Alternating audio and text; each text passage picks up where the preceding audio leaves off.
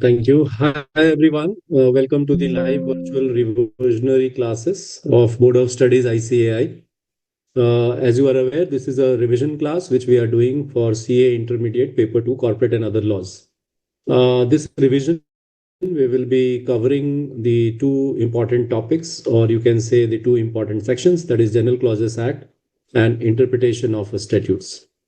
I'm sure you have gone through the lectures already. So this today's revision, we will not go ahead with the revision of each and every topic, but we will take up questions, and that particular questions you will be solving along with me. And if there are any questions, clarifications on that I will be addressing, or if you have any confusion relating to conceptual understanding on any of the terms, I will be touching upon that particular terms in detail. This is what we intend to do, or that is the plan of the evening today.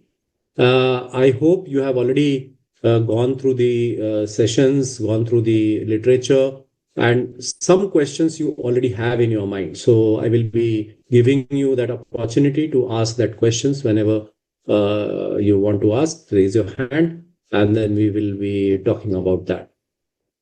To begin with, let me give you a brief background, and so that we are all on the same page, and then we take up the questions one by one.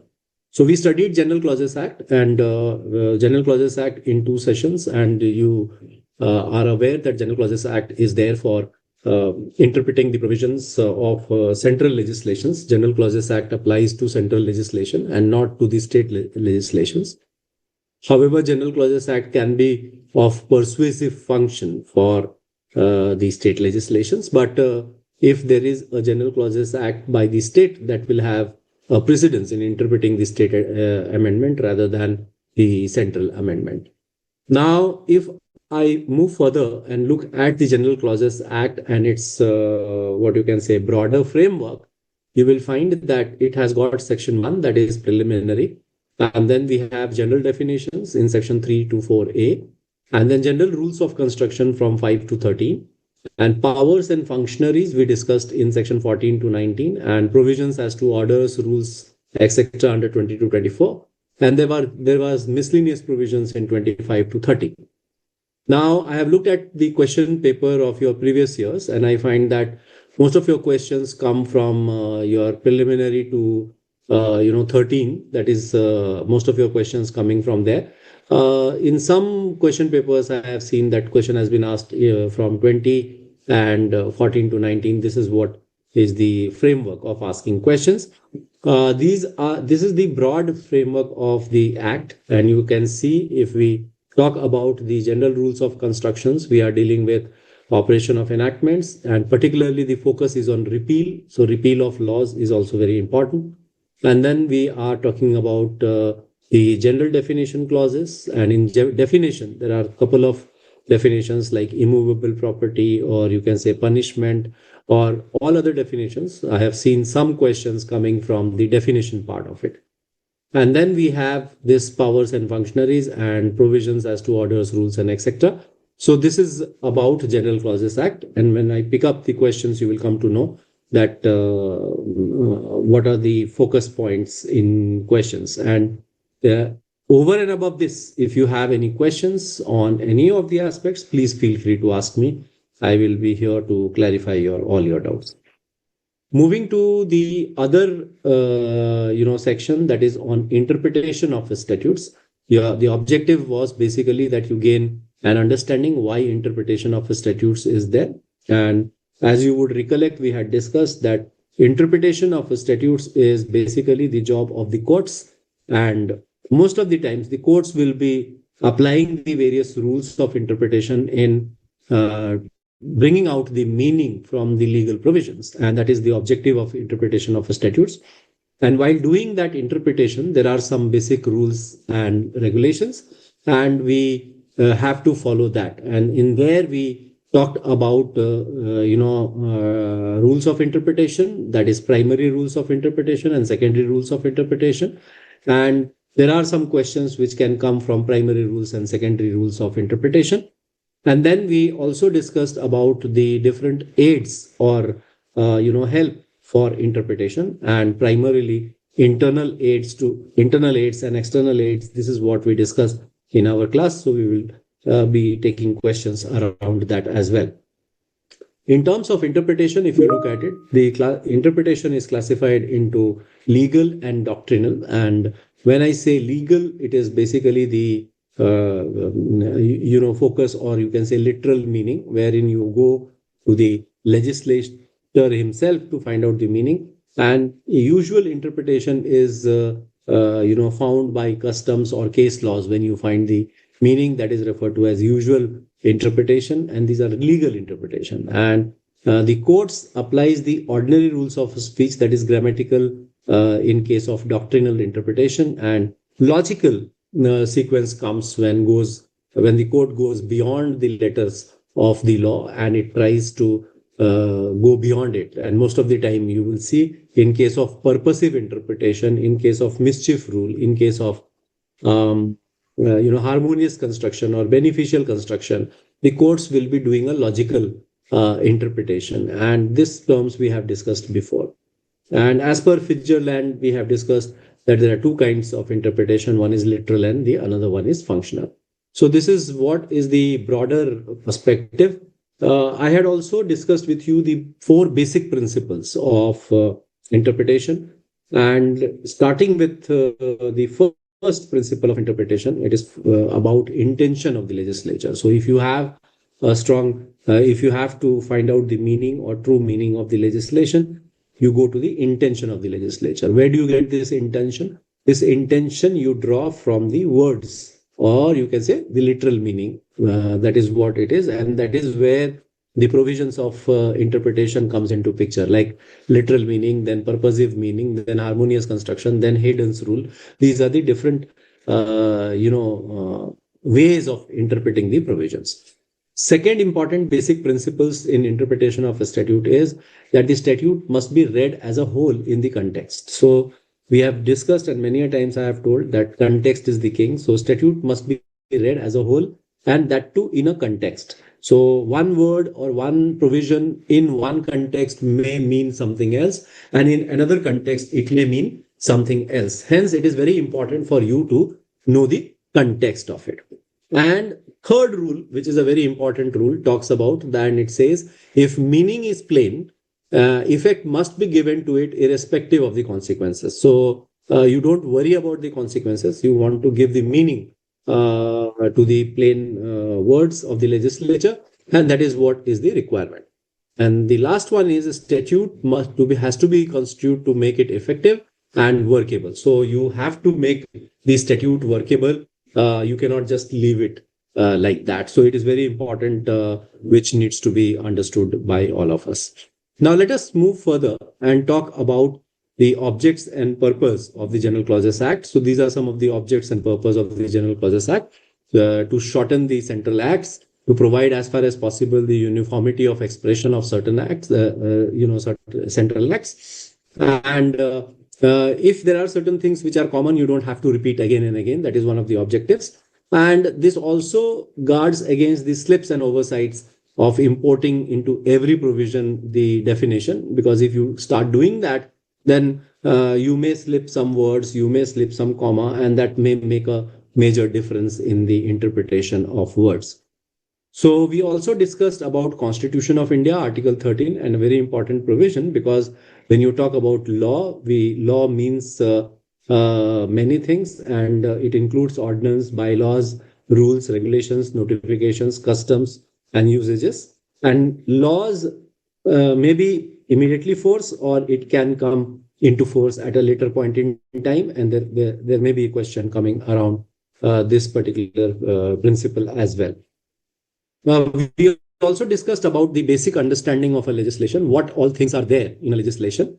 And this is one of the important aspect of, because if you are doing the interpretation of legislation, you should be aware that what kind of a interpretation, what kind of a legislation is there. So date of publication of the legislation in the Gazette, as well as date when President gave the assent to the legislation, is mentioned there.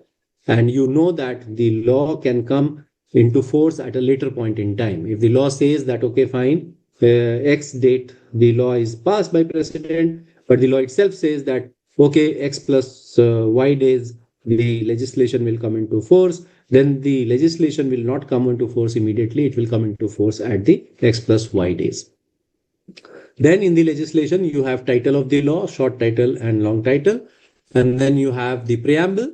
And this preamble tells you about the objective, about the background of the legislation. And it is also an internal aid to construction. And then we are having a clause which is on commencement and extent of application. That is when the law commences and when, to what extent the law applies, whether it applies to whole of India, it applies to a particular territory. That is something which I mentioned. And in most of your statute, most of your legislations, you will find the definition clause. And this definition clause gives you the exact meaning of words which are used in that legislation. And you have to confirm or concentrate yourself on that particular meaning or that definition which is there in the clause.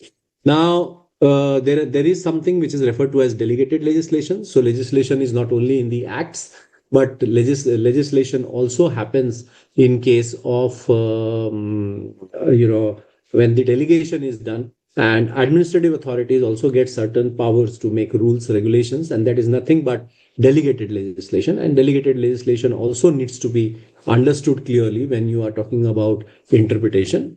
And here you need to understand that delegated legislation cannot go beyond the parent legislation. So whatever power are there in the act, that power can only be exercised and nothing can be made by rules which goes beyond the power of the act. And similarly, nothing can go beyond the power of the rules if there is a regulation which you are making. So you have to confirm, or there are boundaries within which the law has to be made. Like, for example, any legislation cannot go beyond the constitution, because constitution is the Grundnorm. It is the basic law which everybody has to adhere to or agree to. Now, I am moving ahead with our questions and answers, and I would request each one of you. I think we are having very less number of participants who have joined, but you are welcome. And you can read that and suggest answers. You can utilize your chat box, or you can give your response by raising your hand. Both ways it is okay, because it is a revisionary class. We need to discuss them. And if you still have any questions, you can ask them also. So looking forward to your answer on this particular question. Yes. If you read the question goes like this. Second.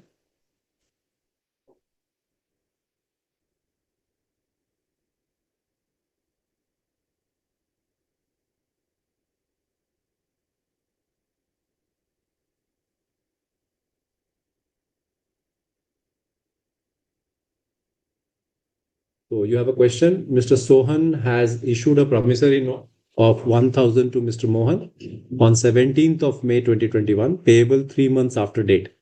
After that, a sudden holiday was declared on 20th August 2021 due to Muharram. As per the provisions of General Clauses Act, what would be the date of presentation of promissory note for payment? Whether it should be 19th August or 21st August, that is the answer which you have to give. Can you provide your answer in the chat box? Yes. Okay.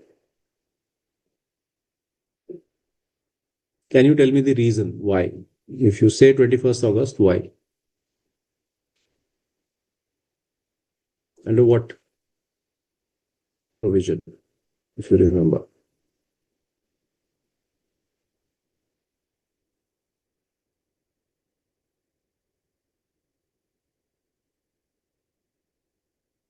Because there may be subjective question also which can come. So you should be aware about the explanation of this. You are correct, Kavya, but reason. Okay, let me do it for you this time.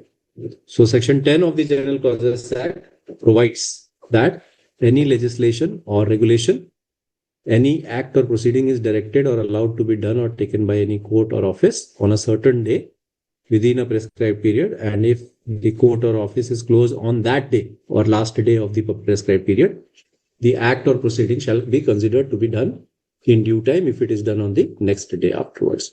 Many a times you will find this provision. because appeal is provided, appeal within 40 days, 45 days, appeal within 30 days, come after 7 days, notice of 15 days. Now if you calculate this on the particular day of the action, probably there may be situations where it will fall on a Sunday or maybe a holiday.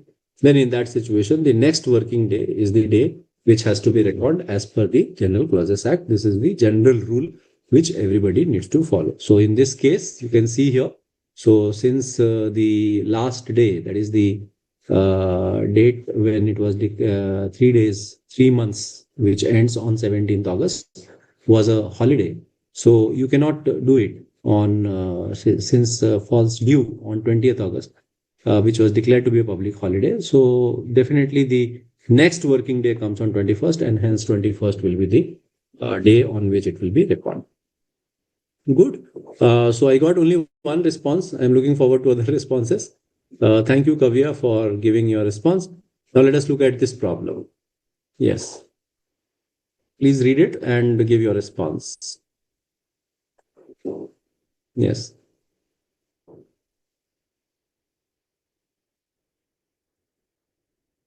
Let me read it out for you. Ayush and Vipul are good friends and pursuing CA course. While doing group studies for the paper of corporate and other laws, they are confused about the provisions of Section 3 of the Companies Act.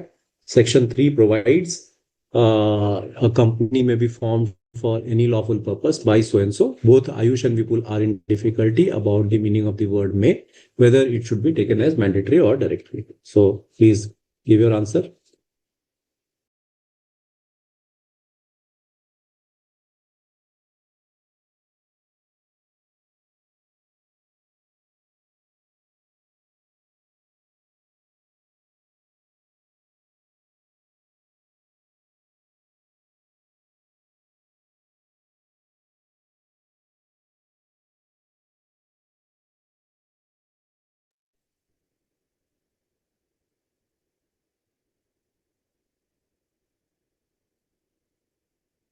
Okay, we have moved to the next question. Answer, please.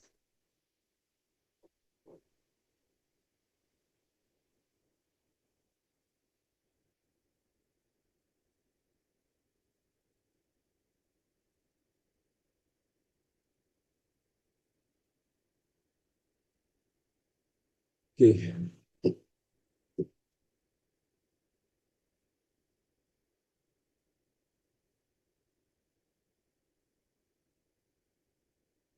So the question here is what should be whether it is a directory or mandatory. That is the question. So you have to answer here. If you recollect, in interpretation, we have used the term may and shall, and generally the may means directory, and shall means mandatory. So in this situation, what does the may mean? Whether it is mandatory or directory? That is the answer which you have to give. And secondly, then you have to give the explanation also. If you say directory, then why? And if you say mandatory, then why? Yes. Can you give the response, or I would prefer if you can, not a legal gives, okay.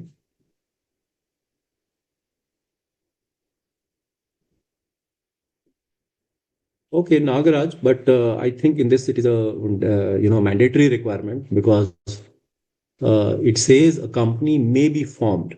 So yes, I agree to your point that it is a legal choice of the person to form the company, but it is not a legal choice of the person to form the company, whether for lawful or unlawful purpose. So here you have to read it with lawful purpose. So it is a mandatory requirement that you cannot form a company for any other purpose than lawful purpose.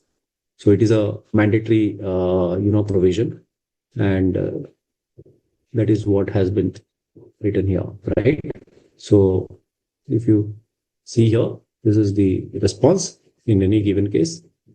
So admin, I would request if you can permit them to the for speaking if they want to, so so that they can interact and answer it, because there are subjective answers. They cannot type long answers in the WhatsApp chat. Yes.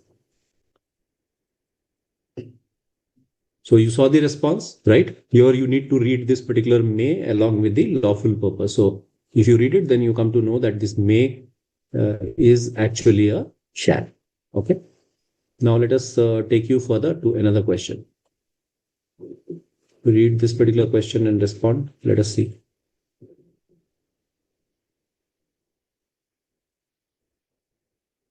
Yes. So Pathati, your intention of law is not the answer of the last one.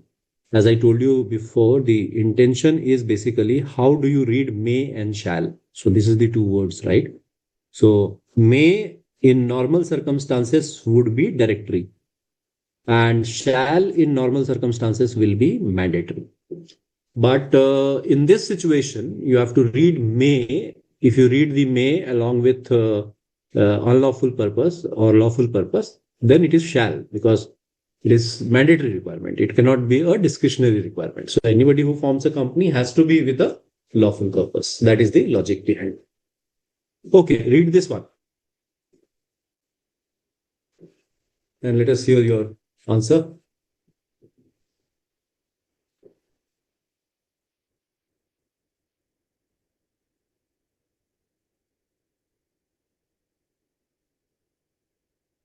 So since it is a revision class, you need to respond because that is how we learn. Otherwise, what will happen is again, I will take another class, then it is not going to make sense. Okay.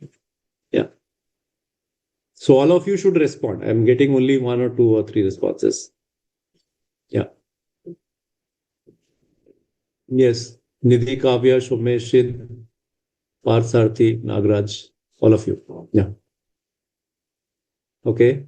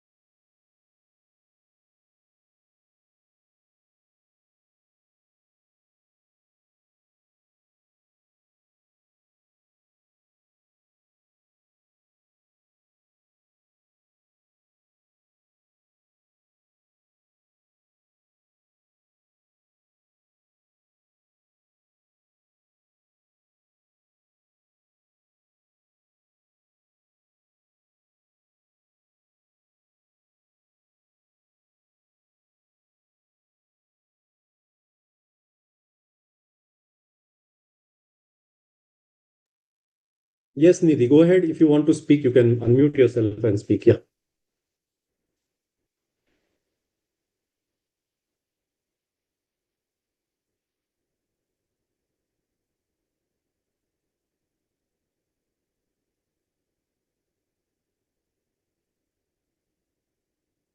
Okay.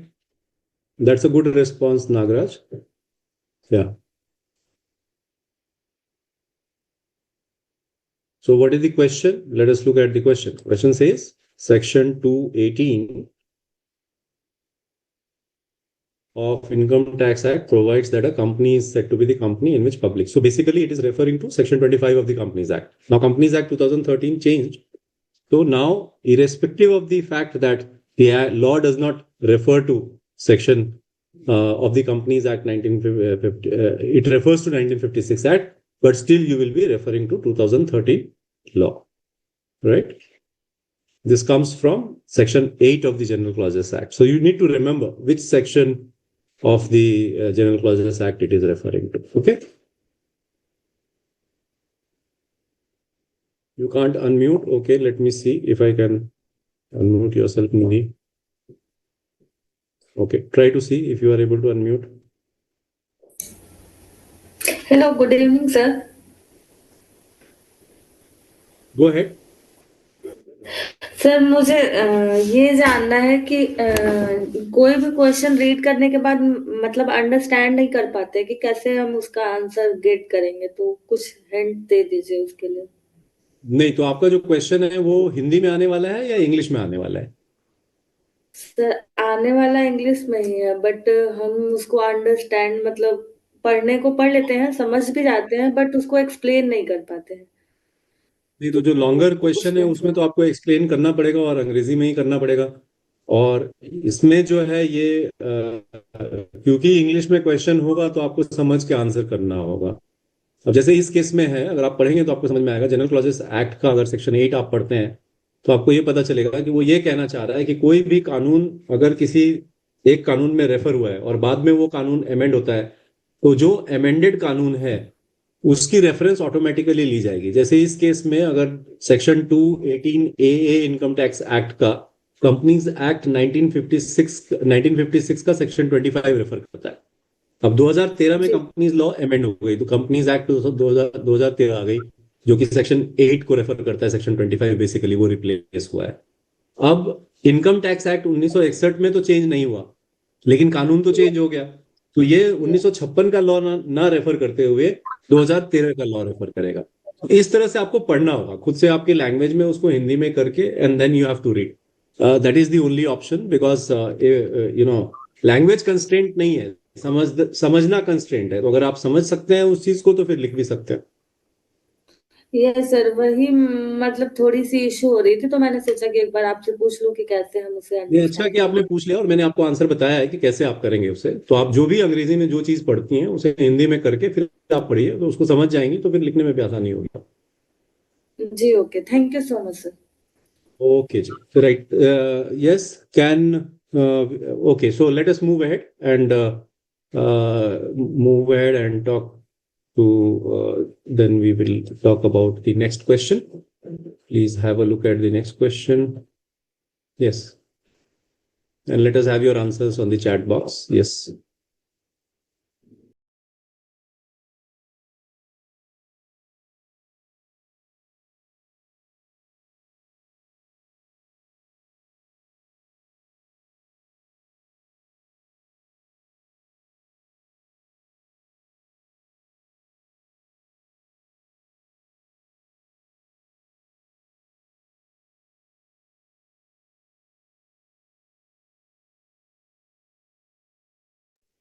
Please put your answers in the chat box. या अगर कोई इसे explain करना चाहता है, anyone, you can raise your hand, I will unmute yourself.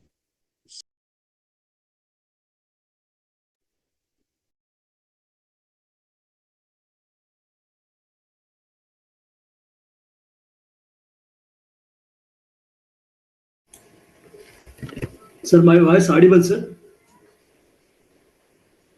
Sir? Yes, very much. Go ahead. So the sale of timber is not a sale of immovable property. In sale of immovable property, as per the General Acts, General Class Act 1897.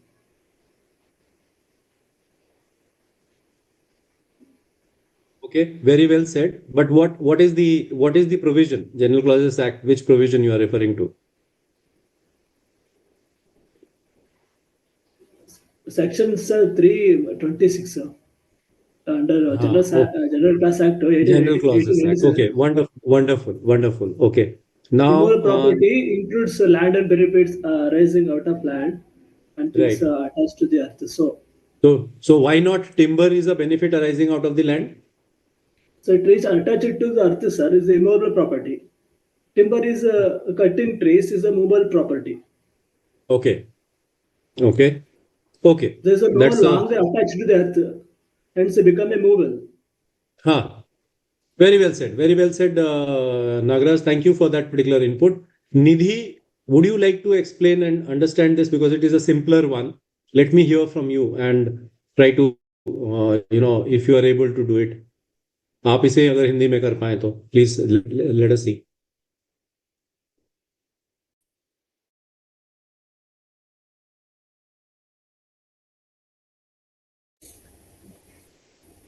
Yes sir. Sir timber non movable property, मतलब immovable property होता है, इसलिए हम उसे एक का स्थान से दूसरे स्थान पे नहीं ले जा सकते। एग्जैक्टली। नहीं, क्यों नहीं ले जा सकते? टिम्बर तो मूवेबल प्रॉपर्टी हुआ ना।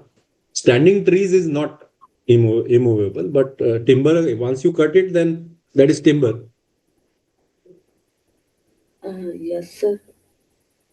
Right? So it is a movable property, not an immovable property. And that is what Nagaraj explained, right? So if you see here, let me Yes. explain you. So this is basically 326 as Nagaraj referred to. So 326 of the General Clauses Act defines immovable property. And it is talking about, four things. One, land. Land to immovable hai. Benefits to arise out of land. This is something which is of for interpretation here. And then we have things attached to earth and then permanently fastened to anything attached to earth. These are the four things which will be considered as immovable property. Now, this is an inclusive definition. And once you say inclusive definition, that means many things you can include into it. So it may not be have told a lot of things. You have to do an interpretation of it whenever there is an inclusive definition, right? Now, in this case, Right. M has sold land along with timber obtained after cutting of trees, that is 50 tamarind trees on his land.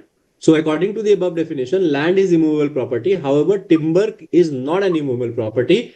जैसा कि आप इस picture में देख पा रहे हैं, अगर पेड़ कोई खड़ा है और वो जमीन से अटैच्ड है, then that is an immovable property. But as soon as you cut it and keep it separately, that becomes a separate property rather than the same property, right? Am I making sense to you? So this is how you need to interpret this particular clause.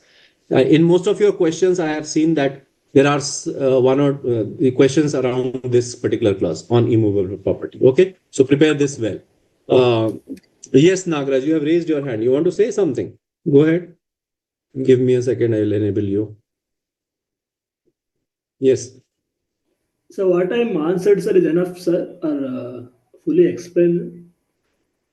Yes, that is sufficient to answer. So here you don't see. Point is that many a times you will have an objective. If there are objectives, then you don't have to do anything. You have to just choose the right objective. But if it is not an objective, then you need to mention that clearly. Okay, as I explained you in 3-4 words only, right?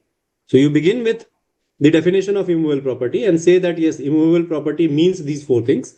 And in this case, since timber is already cut, then it will not be part of immovable property because it is only standing timber which will count, standing trees which will count, and not the cut timber. That is what you explained.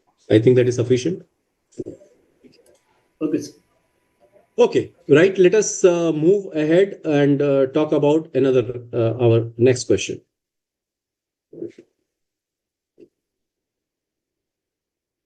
Yes, I would like to hear from Somesh, Sid, Parvati from you also. Just see this particular question and let us see how it is working for you.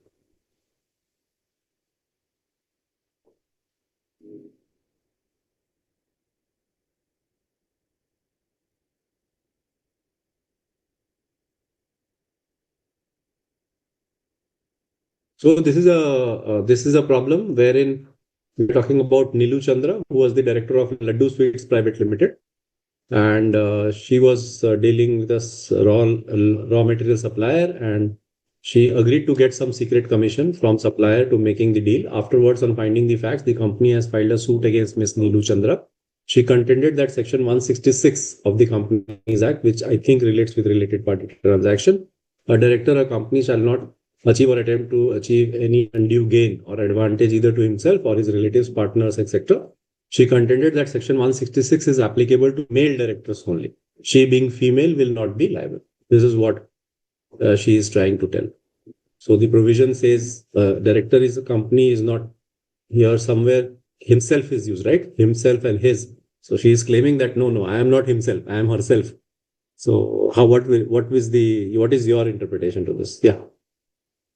And under General Clauses Act, which provision will apply? Yeah. Go ahead.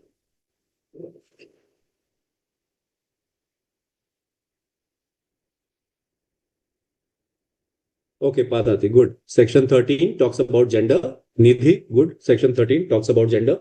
And masculine includes feminine as well. Okay. So this is what, very good. So you people have answered it correctly. This is section 13, which says masculine includes feminine as well. So here, Mrs. Nilu Chandra, private made an undue gain from this. And therefore, if you see, it is applicable to males, but also the females. Okay, let us move ahead. Next question. Oh, this answer I have already given you. Okay. But you just read it again. I think it is by mistake. We have not put that. Yogvir Singh has a mango orchard at Manchanda village in Bilaspur. The orchard has more than 100 mango trees. Now, in this case, whether this land with trees is movable or immovable, what do you say?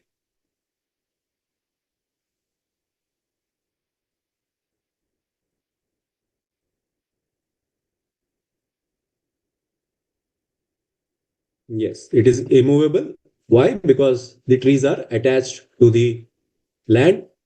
But as soon as you cut these particular trees or take out the mangoes out of that particular trees, then this will be considered as immovable. But just let me know if this person, Yogvir Singh, sells his, in many villages, we have this, no, that you purchase the rights of plucking the mango of the trees. What is this? Is this immovable or movable?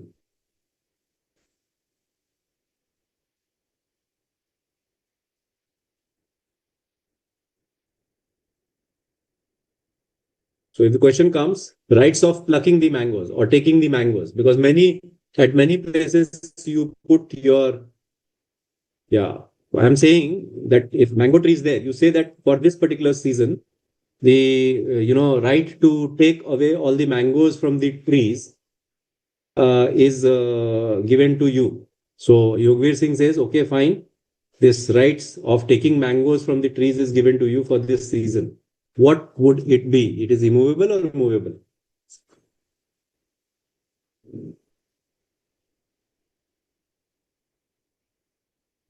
Right, Kavya. So benefits arising from the land is also immovable. So under that particular clause, that particular agreement will be immovable agreement. Okay.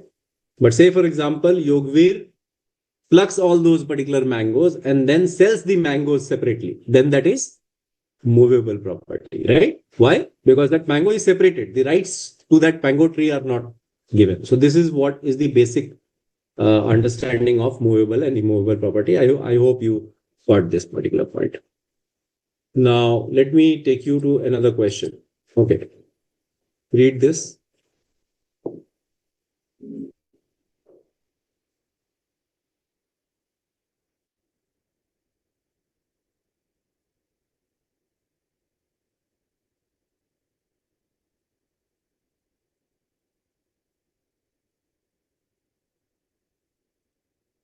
Let us hear your responses on this question. Mr. Chhagan Lal is an importer dealing in luxury perfumes. Recently, a new enactment was passed which imposes a duty of 15% on the value of luxury goods, including perfumes. Now, Mr. Chhagan Lal has approached you to explain to him the provisions in relation to duty to be taken pro rata in enactments of the General Clauses Act. Also help him to calculate the amount of duty on a shipment of 100 bottles of perfumes, each valued at 50. Yes.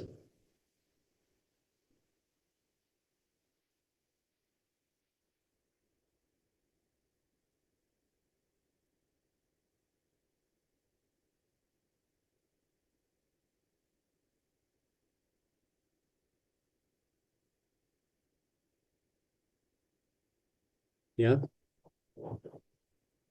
Okay, I've already got the two responses. Nagraj says 750. Yes, Nidhi talks about it in the section 12. Okay. So let us see what is the response. Yes, both of you are correct. Section 12 of the General Clauses Act talks about enactment now in force or hereinafter to the force, any duty or customs or nature thereof is leviable. Then you have to do it on a pro rata basis. So here the amount of duty would be 100 multiplied by 50, then multiplied by 15%, that is $750. So both of you are correct. Thank you and many congratulations. If this question comes in your exam, you would get 100% marks. Now let me take you further to another question. Okay, it's the same, immovable property question. As you can see, these are the questions which were featured in your previous examinations. So you have invariably question in this element. So here in this case, you can see here, this is again relating to tamarind trees, and the M sold the land along with timber. So 50 tamarind trees on his land, according to the land is immovable property. However, timber cannot be immovable property since the same are not attached to the earth. So if you cut the tree and take it away, it is not an immovable property. Let us look at this.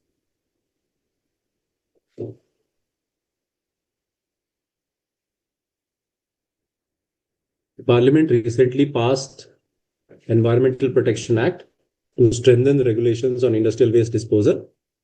The Act specified the commencement date as 1st September 2024.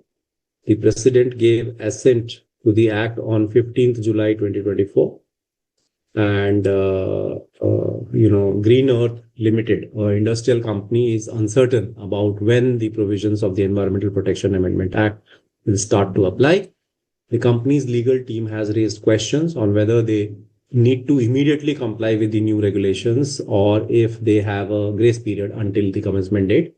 Give your answer in reference to the provisions of General Clauses Act. Let us see what is the response.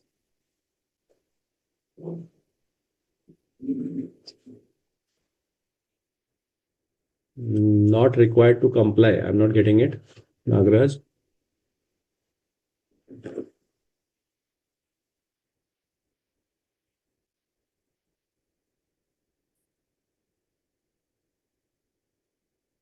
Yes, go ahead. Sir, since the Environment Protection Amendment Act 2024 clearly specifies 1st September 2024, so as its commencement date, Green Earth Limited is not required to comply until that date. The Act does not apply immediately from the presidential assent.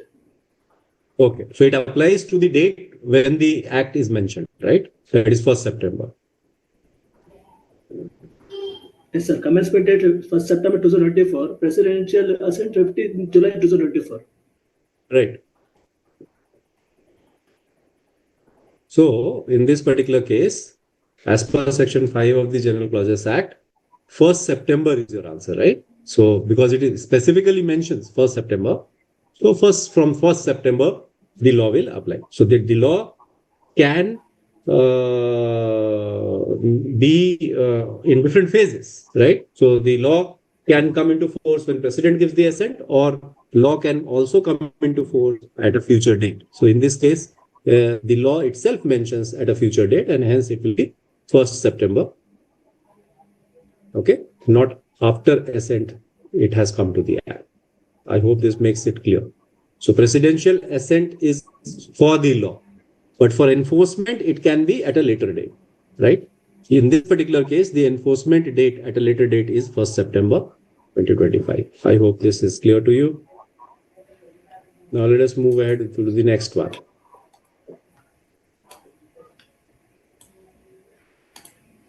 Yes. When you respond to the question, you can mute yourself after that, okay? And I'll give you permission whenever you want to speak. Okay. Go ahead. Solve this particular problem.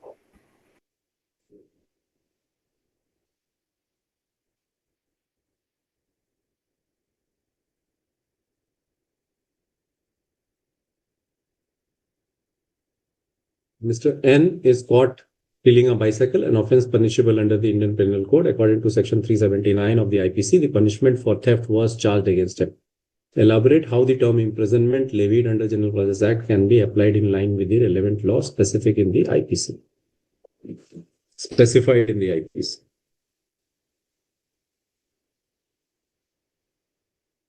Yes.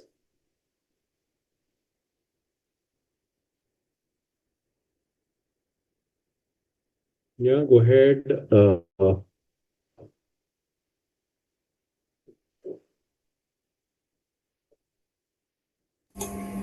Sir, audible? Audible. Sir, Section 317 in IPC prescribes imprisonment up to 3 years or a fine or both. The court may be award either simple or rigorous imprisonments. So, the Gender Class Act ensures that word impeachment is not vague, refers to the definition in IPC. Okay. Okay. Anybody else has any other clarification to this? Right, sir? No, thank you for that. Thank you for that particular input. Yes, I'm giving you the response. Yes, you are on right track. Imprisonment talks about two things. Okay. So in this situation, if you will see imprisonment, in this particular case, the imprisonment can be either rigorous or simple imprisonment, right? So if you're in this particular case, if N has a history, then it will be criminal behavior. The court may decide to impose rigorous imprisonment. And if there is no history and it is afresh, then they may not give the harsh punishment. This is what is there as per section 327 of the General Clauses Act. You are correct on that point. Okay. Now let us move ahead. Court will decide. Yes, Pathsathi. True. Court will decide, but for deciding that, General Clauses Act gives some guidance. So it says, basically, if you see imprisonment, it says that it will be of two description. Rigorous, that is with hard labor, and simple. This is the two areas. Now let us move ahead, talk about another question. Yes, see this question. I think this question is repeated. You can quickly answer that. We discussed that already. Can anybody tell me the principle? This one. I explained in both English and Hindi. This one.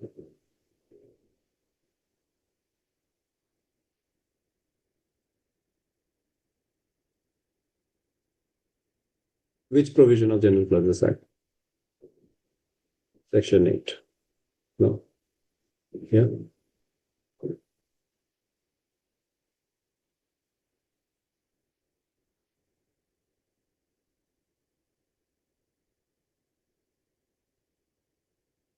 Right. So,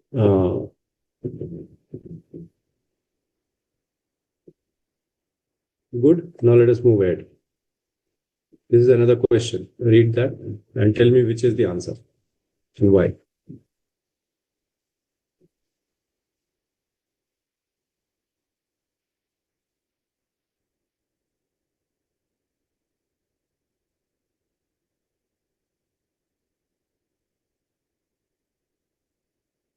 The company enters into the process of reducing capital. Mr. Shah is concerned officer designated for that, and 66 of the Companies Act, Mr. Shah, reduction of the capital. Now, the offense committed by Mr. Shah is punishable under Section 447 of the Companies Act and also under Section 417, read with 415 of the Indian Penal Code. You are required to select the most appropriate option out of the given below in context of offense committed by Mr. Shah. What would be your response? Let me see your responses. A. Okay. So Nagraj says A. Let us hear from others. A is Mr. Shah shall be liable to be prosecuted under both the Companies Act and Indian Penal Code, but shall be punished under either the Companies Act or the Indian Penal Code. Okay.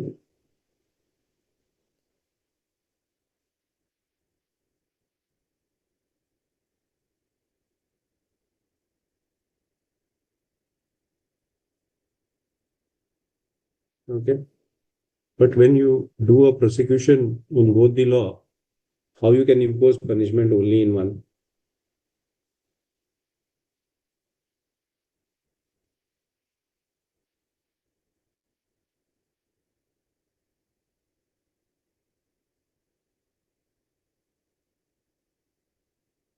Which principle applies? Which is the principle under single act? Give me the answer option. You have given A. Okay. All of you are giving A.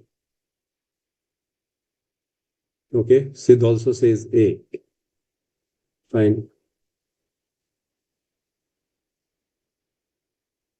Wait, this is not relating to gender and number. No double punishment. Okay. This is the rule against double jeopardy. This is called double jeopardy. Okay. Under the Constitution, Article 20 talks about double jeopardy. Okay, let us look at the answer. So here the answer is C. That is, Mr. Shah shall be liable to be prosecuted and punished under either of the Companies Act or the Indian Penal Code, right? So see, punishment and prosecution will go hand in hand, but in any one of the laws, not both. Right? Once you say both, that means both the laws will come into motion. That will not happen. You have to bring the law into motion, one of the laws into the motion, not both the laws into motion. Is it clear? Anybody has any question here on this?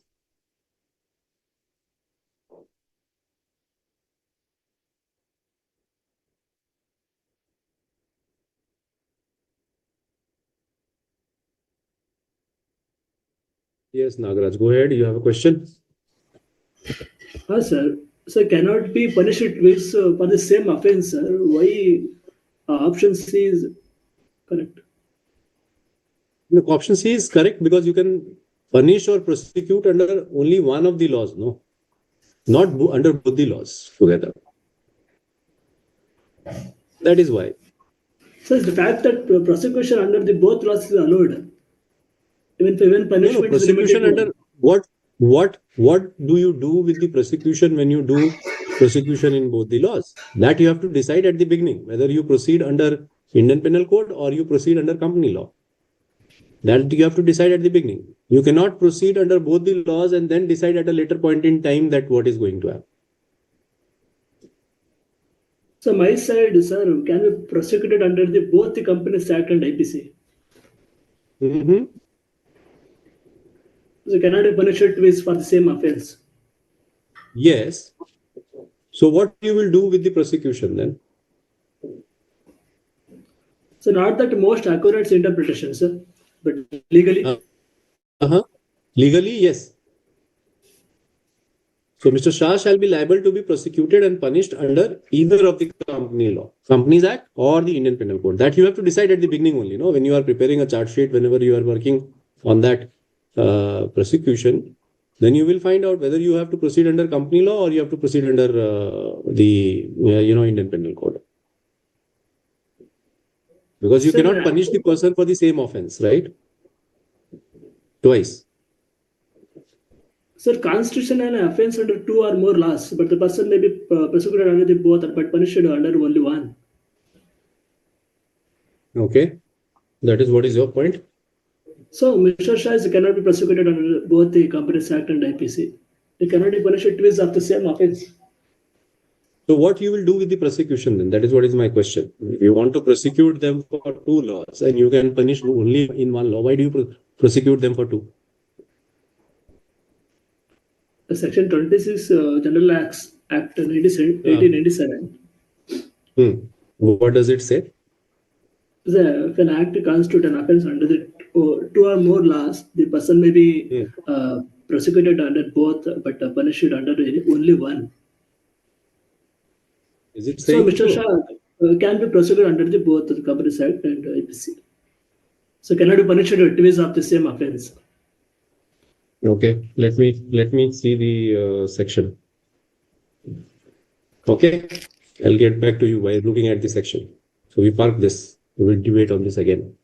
But the general logic here is that if you are, prosecuting a person for two offenses and punishing them only for one, why do you prosecute them for two offenses? Because prosecution under two offenses is also punishment of a kind, right? So if you cannot punish a person for the same offense, for the same act under two laws, why you want to prosecute it under two laws? That is what is the question here.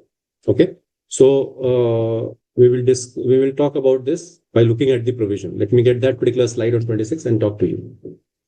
Now let us move ahead. The next one, that is how you will interpret the definition in a statute if the following words are used in a statute. Go ahead. General Clauses Act. In the meanwhile, I will check General Clauses Act 26, which you were referring. Yeah. Any one of you, because it's a longer question, you should use your mic and explain. Yes.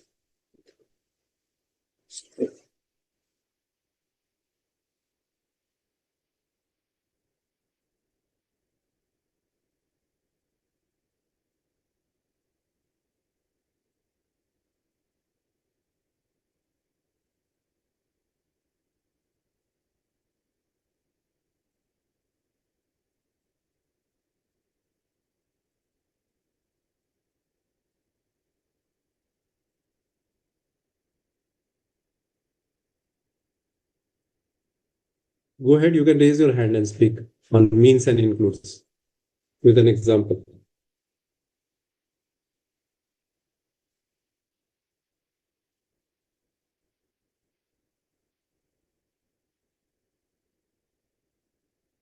Yeah. Sir, my voice audible, sir? Yes, audible, audible. Go ahead. Go ahead. Sir, means is an exhaustive definition. Mm-hmm.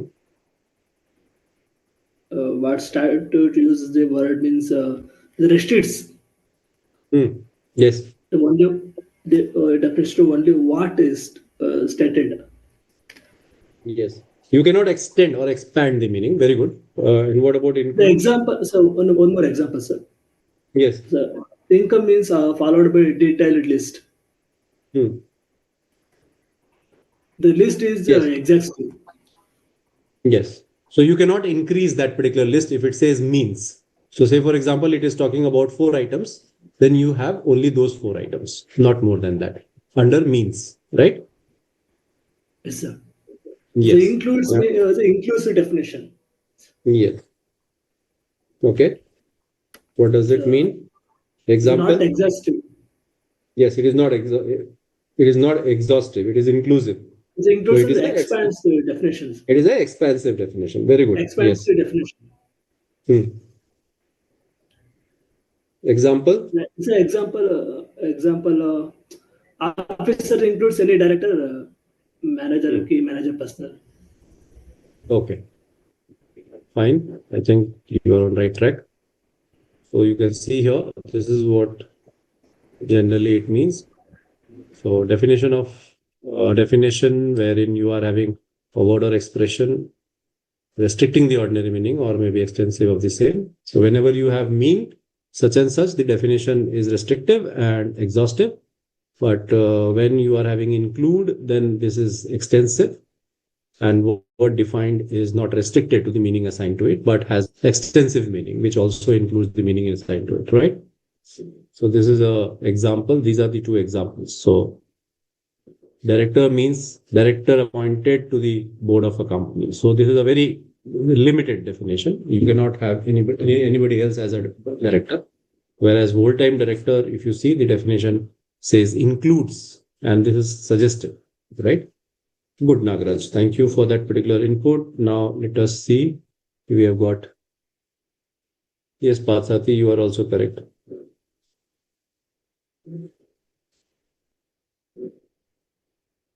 Now let us move ahead with the next question.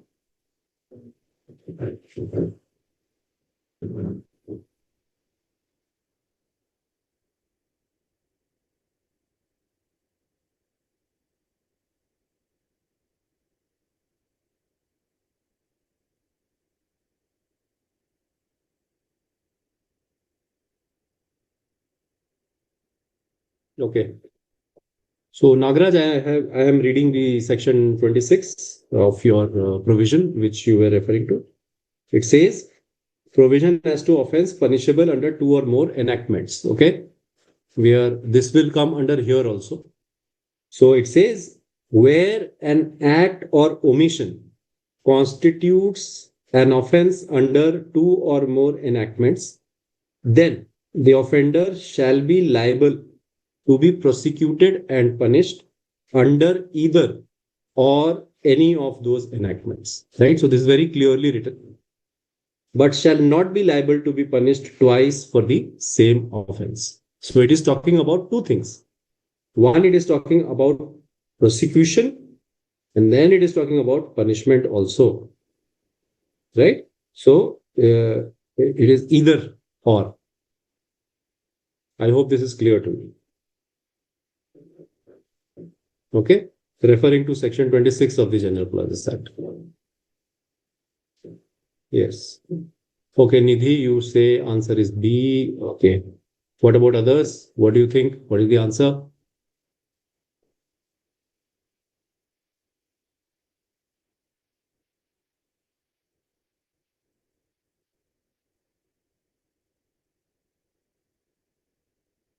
Yeah.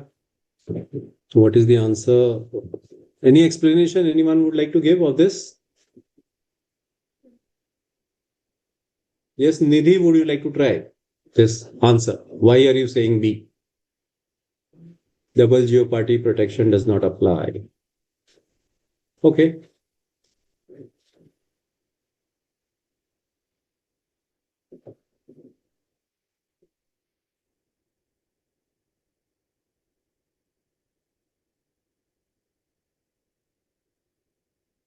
Why double jeopardy does not apply? Anyone?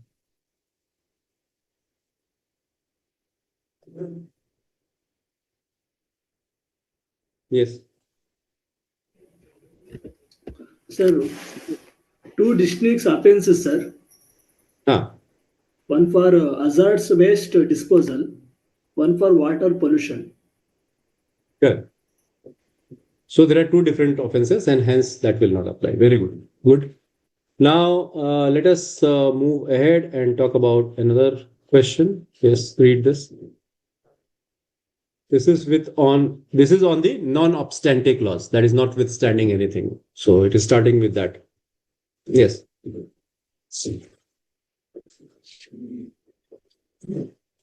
Go ahead with the answer. Imagine you are a legal advisor of a company drafting a new contract. One of the clauses in the contract states, notwithstanding anything contained in any other provisions of this agreement, the company reserves the right to terminate the agreement without notice if there is a breach of confidentiality by the employee. Explain to the management of the company the meaning of non-obstante clause in legal documents and its effect on overriding other provisions with reference to the decided case law. So I am seeing and finding that there are case laws also important for you. So for certain things, you need to remember case laws, okay? That will enhance your answers. Go ahead.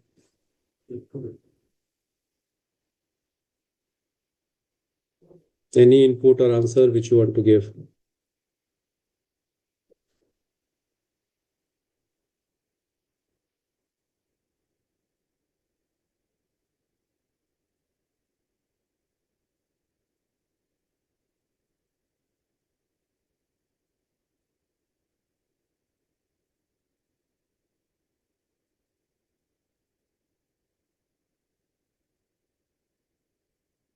Zero tolerance allowing termination without notice. Okay. But how do you explain this notwithstanding part? Non-obstante clause.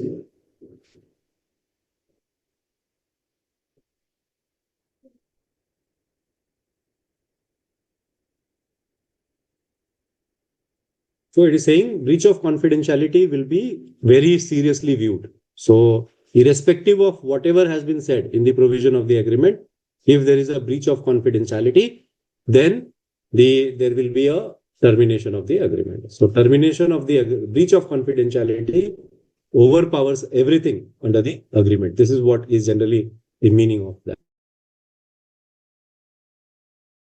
The word notwithstanding anything contained is called a non-obstante clause.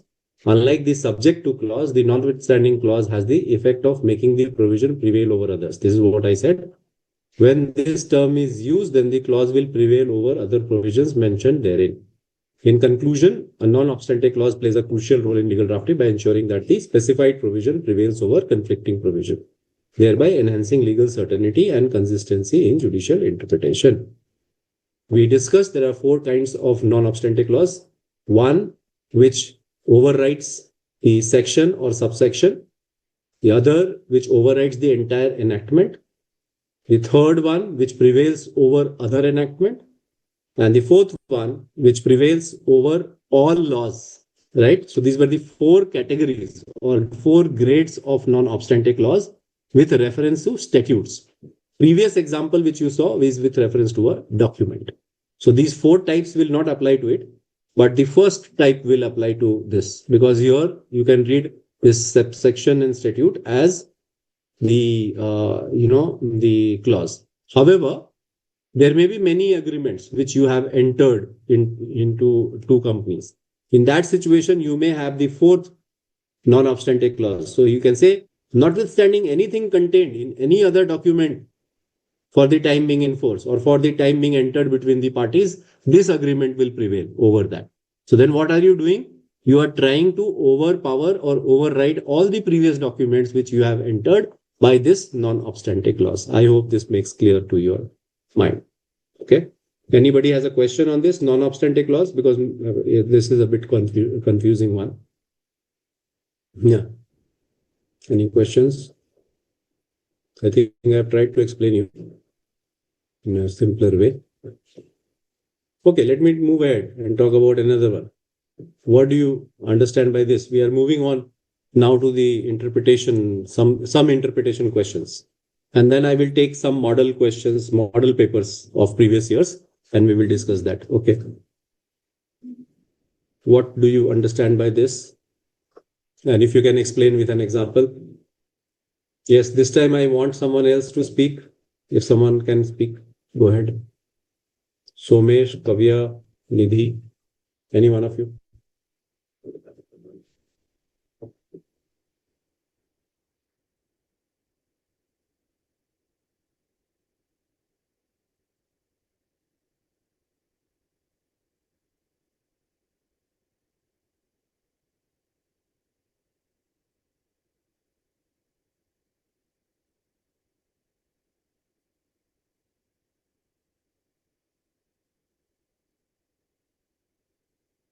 These are 4 marks questions. Okay. 4 marks, 2 marks, depends. If it is a 2 marks question, you write less. If it is a 4 mark question, you write more.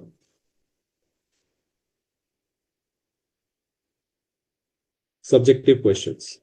And objective ones, I think it is 2 marks.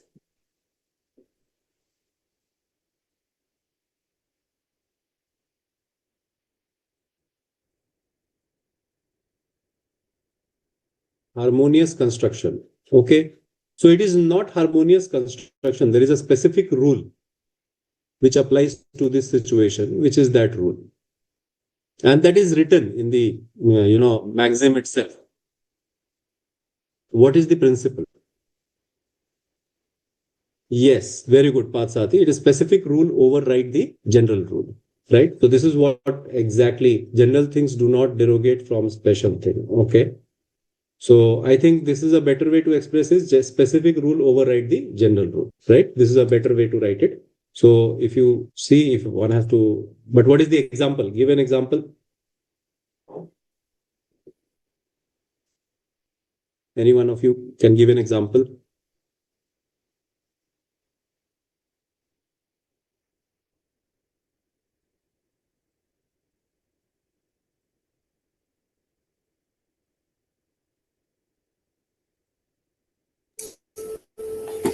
Yes sir, general clause में all vehicles जो 60 kilometre तक चल सकते हैं, और अगर school वाले अगर क्षेत्र में होते हैं तो वहां पे 20 किलोमीटर तक ही चल सकते हैं. Yes, that's right. So if there is a explanation, then you can always say that fine, this is a special rule. A special will overpower the general.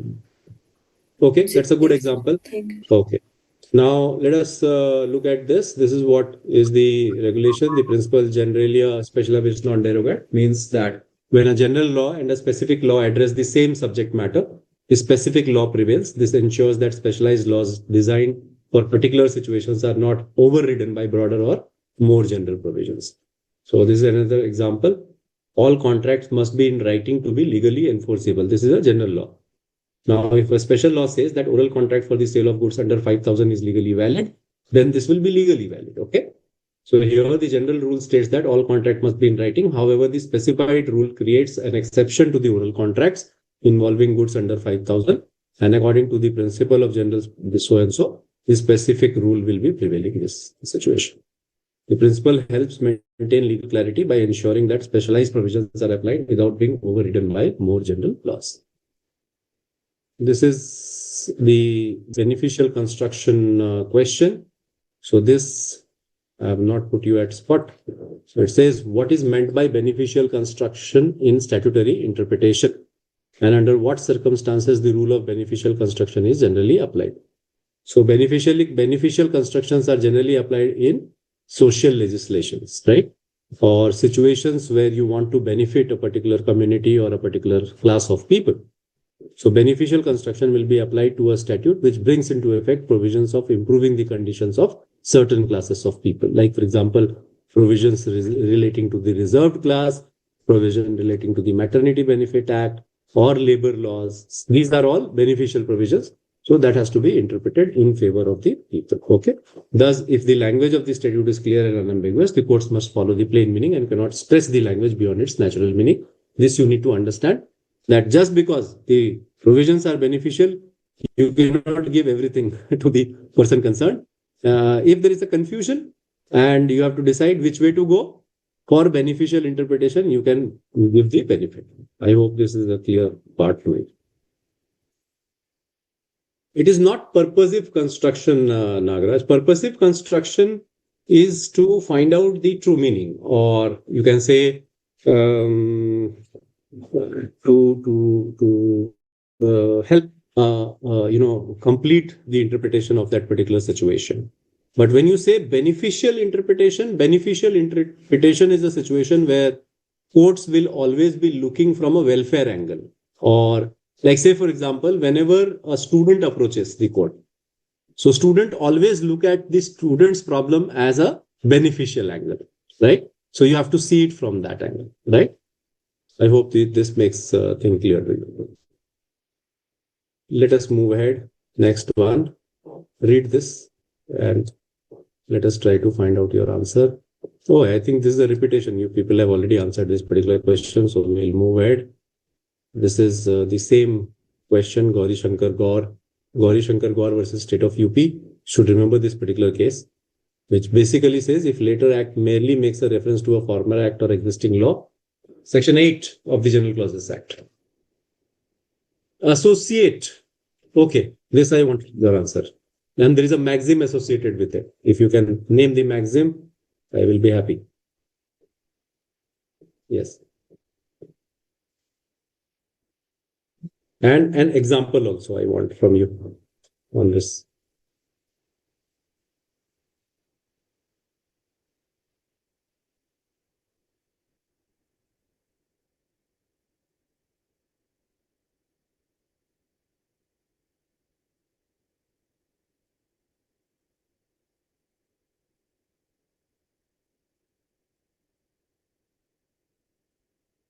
Yes.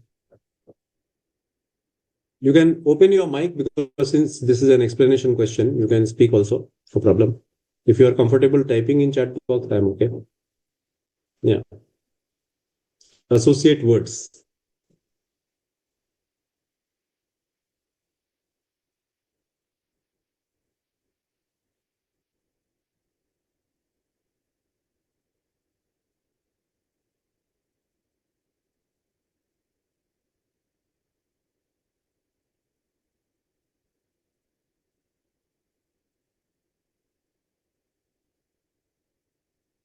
Purposive construction. Okay, it is not related to purposive construction or common sense, not in isolation. Okay, fine.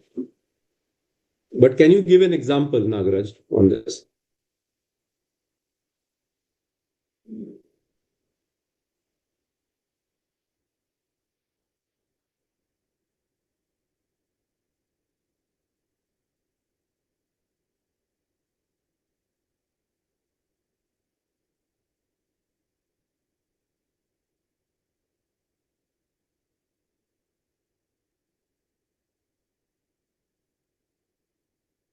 Yes.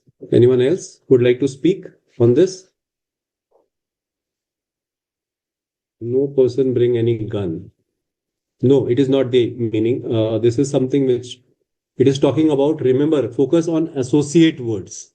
So it is saying that if you have 5 or 7 or 10 words, Nidhi, it is not relating to gender and number. This question is relating to interpretation of statutes.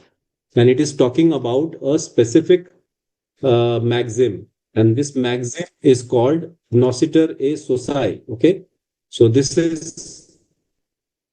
it says associated words to be understood in common sense manner.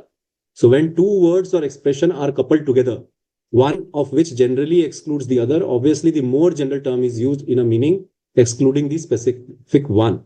On the other hand, there is a concept called nociter a socii. It is known by its associates. That is to say, the meaning of a word is to be judged by the company it keeps. Okay. So when two or more words which are capable of similar or parallel meaning are coupled together, they are to be understood in their cognate sense or akin in the origin, nature, or quality. They take, as it were, their color from each other. The more general is restricted to the sense analogous to the less general. It is a rule wider than the rule of ejusdem generis. So you have another principle called ejusdem generis, wherein you are interpreting the terms which is there in a sequence, and you any other terms which is mentioned in that particular sequence, you interpret it in the same way. Like for example, when we say that the law applies to the following transport, and we say truck, we say car, we say motorcycle, and we say any other vehicle. So this word any other vehicle has to be interpreted in line with the other words which mention in the statute. This is ejusdem generis. But when you go ahead with nociter a socii, it is talking about the different other words which are associated with it. That is called nociter a socii. So, like say for example, odd man out. You remember we used to play odd man out. So, if you are referring to oranges, if you are referring to, I can give you an example. If you are referring to oranges, orange juice. If you are referring to confectionery, if you are referring to confectionery, if you are referring to orange juice or coconut water, something like that. And in that, if you are including anything which is natural, so then natural cannot be included in that definition. You have to exclude the natural part of it, and natural will be read along with those all words as meaning processed foods. That is something which you have to look at as nociter a socii. This is what is the meaning of nociter a socii. These are the two maxims. Okay. Now let us move ahead. Next one. What do you mean by this?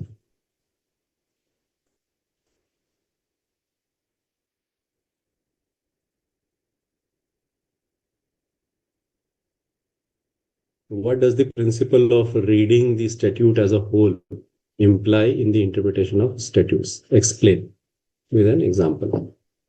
This is a long question which will be asked to you. Yeah.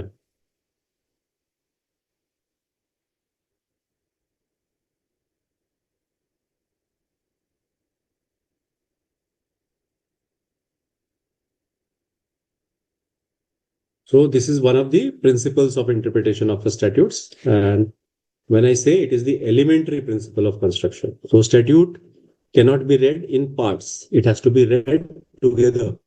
So deed, if you are reading a deed, that also you have to read it in together. You cannot read it in parts. So this approach has to be applied by you while you are interpreting. One of the safest guides to construction of sweeping general words is to examine other words of like import in the same enactment. So you have to read the law as a whole. You cannot read the law as a separate thing. Pathsati, this is not harmonious construction for a simple reason that this is the basic rule of interpretation. When you say entire act, not in isolation, very true, Nagraj. So when I say harmonious construction, harmonious construction is always there when there are two conflicting provisions. Then you talk about harmonious construction. But when you are saying reading the statute as a whole, that basically is trying to tell you that you cannot seclude one part of the statute and read it.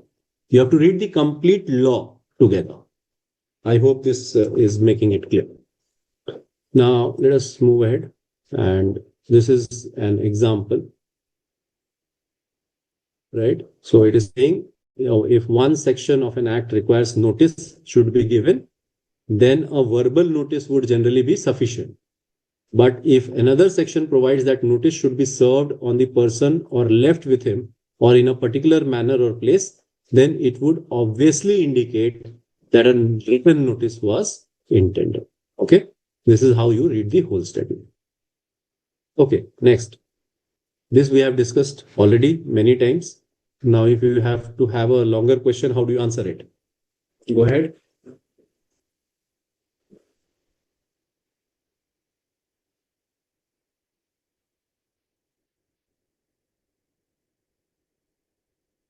Yes, we will expedite a bit. Go ahead quickly. This one we have already discussed once.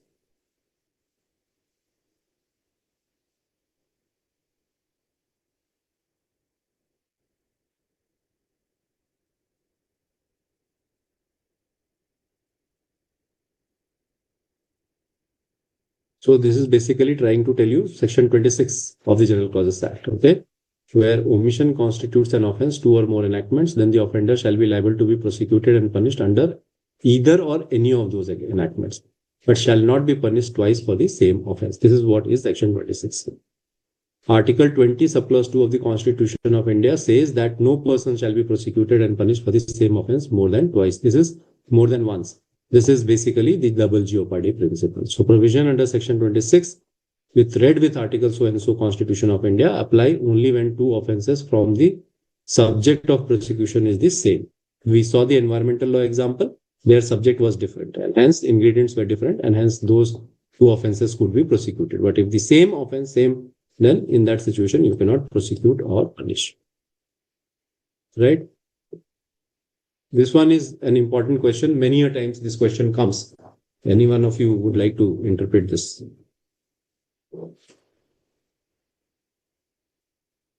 Yes. At the time of interpreting the statute, what will be the effect of usage or custom? Yes. What would be the effect of usage or customs?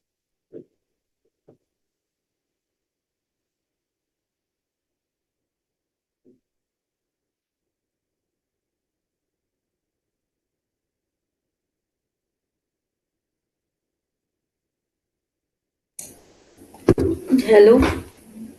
Yes. Go ahead.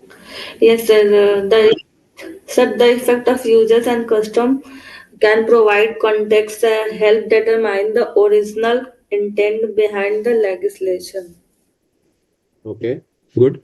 But there are two principles there, two maxims which are talked about in this, which are there. Nagaraj, would you like to speak? Yeah, go ahead. Yes, sir. It's audible, sir, my voice. Yes, audible. Go ahead. Yes, sir. The statute uses ambiguous or undifferent terms Hmm. that are related to trade, professional, local practices. Hmm. Legislature intend to codify existing customs. Okay. Yes. So see, it is in context of two contexts. If you look at it, Sir, one is an example, historical sir. Sir, Yes. sir, example. Go ahead. Street, Hmm. street vendors selling goods Hmm. rather Okay. than a dictionary definition. Hmm. Okay. Yes. Fine. So if we talk about the usage or customs, you have to see that how the practice has developed over in the statute, and you have to see the meaning from the contemporary opinion of that particular factor. These are the two things which you have to keep into mind. So there are two Latin maxims which relate to this. And I have seen your question papers. Many a times questions have been asked on these two maxims. So please remember them. Try to understand it again and again. So the first one is talking about optima legum inter pres est constitut. So it says custom is the best interpreter of law. This is one point. Second point is the best way to interpret a document is to read it as it would have been read when made. So this is saying basically that you have to read the law in the contemporary context when the law was made. Okay. So this is this helps you understand. Like say, for example, if you have to see the basic feature of the constitution, Keshavananda Bharati case, 1978, 73, and Maneka Gandhi's case. Maneka Gandhi case is very famous in Article 21, which gave right to procedure. That came in 1978. So you have to see the contemporary context under which that particular law came up. So it preceded emergency. So there was an emergency. After emergency, the law came up, and hence you have to see under what situations, circumstances the law has come up. That is what these two maxims are saying. So usage are also important and customs are also important. So contemporary official statements throwing light on the construction of a statute and statutory instrument made under it have been used as contemporanea exposito to interpret not only ancient but even recent statutes in India. So this I would suggest to all of you to kindly read them again and again, because this you need to memorize. So understanding of this, I think I have made it clear, is usage. What is the effect of usage? Usage also helps in understanding the law as to how the law has been used. Particularly in case of commercial matters, you look at the mercantile usage, like for example, Incoterms or similar kind of a situation. And the second maxim is talking about contemporary exposition of law. So you look at law from the contemporary provision. So that is what is the second maxim. Okay, this we have, I think we have already discussed mandatory and discretionary. Right. This is preamble. How preamble helps in interpretation of a statute. Can you tell that?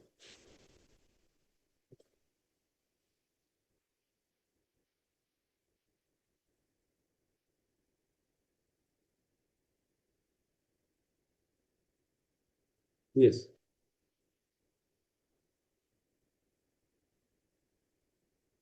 Preamble. How you can use preamble expresses scope and object and purpose of the act. Good.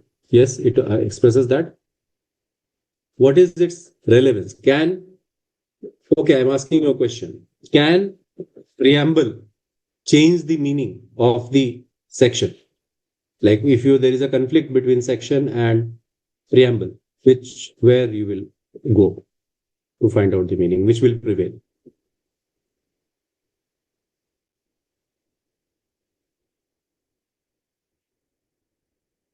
While interpreting the preamble and the section, if you find that preamble is saying something and section is saying something, which one will prevail? Can you take guidance and change the meaning of the section by referring to preamble?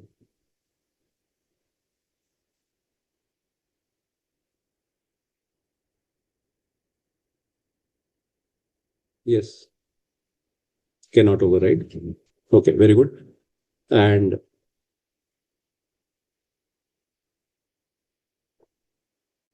cannot override. Yes.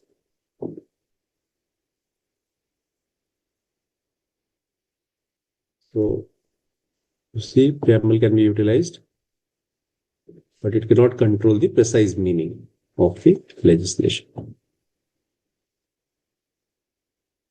What is when the courts refer to the preamble as an aid to construction, where there is an ambiguity in the words of an enactment, the assistance of the preamble may be taken to resolve the conflict. Second, where the words of an enactment appear to be too general in scope or application, then courts may resort to preamble to determine the scope or limited application for which the words are meant. Okay, let us look at this without prejudice as a harmonious aid to interpretation of the statutes. Well, friends, I forgot to take a break today. While you ponder upon this question, I keep it as a question. Let us take a quick break today because I think there are a number of questions which are left out. I want to complete them. So 5 minutes break. Okay, 7:35 we meet again. Yeah.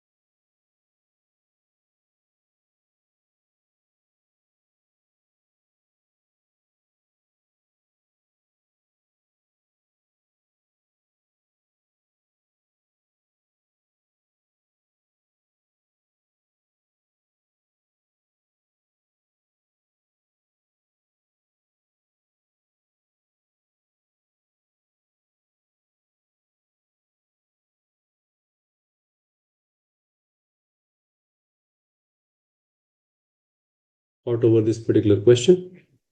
Can I have responses?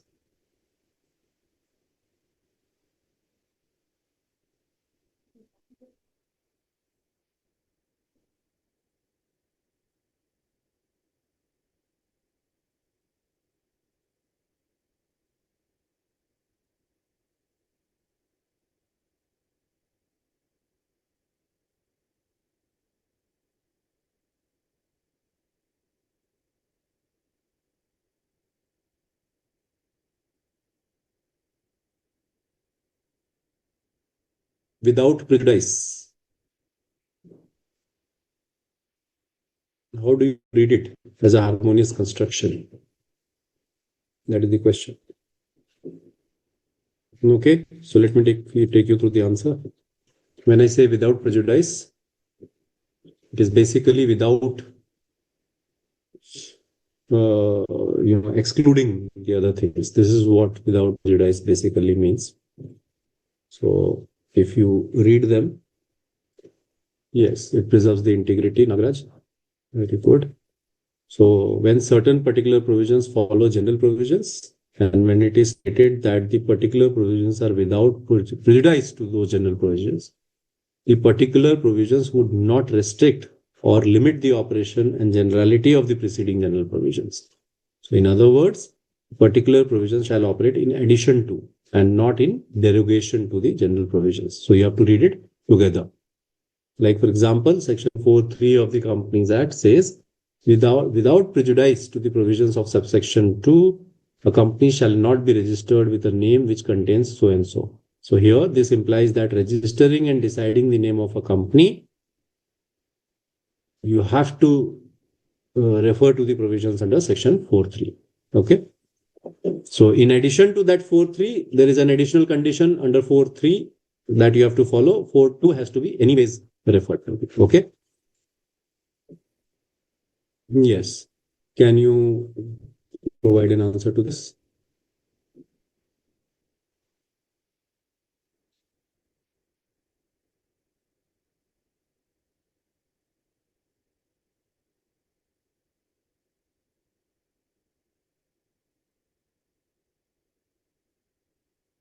Yeah.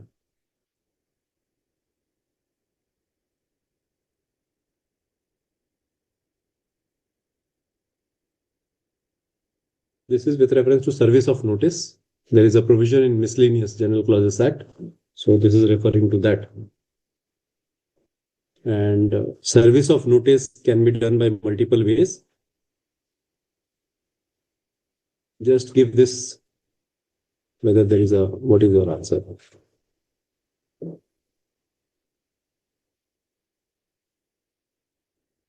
Cannot claim non-receipt. Okay.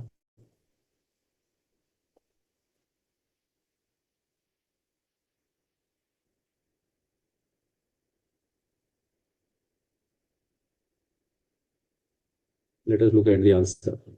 So here the concerned law provision is 27 of the General Clauses Act.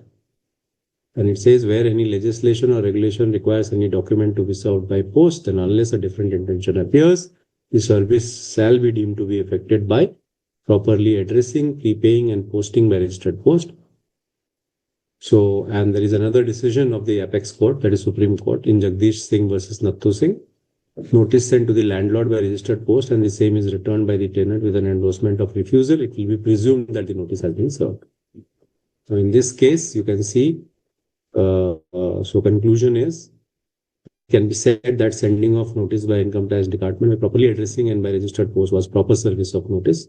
It was the duty of Mr. Rachit to update his address. Therefore, Income Tax Department is correct in his decision. Okay.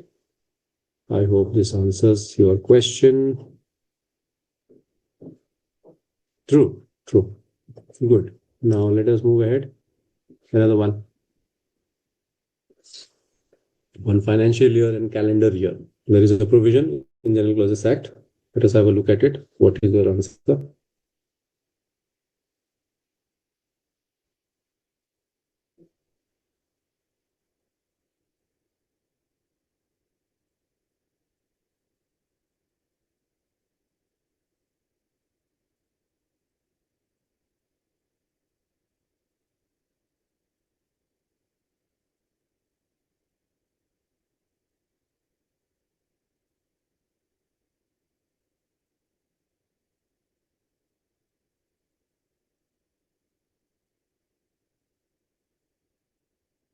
Financial year April, calendar year starts from January to December 31st. Okay.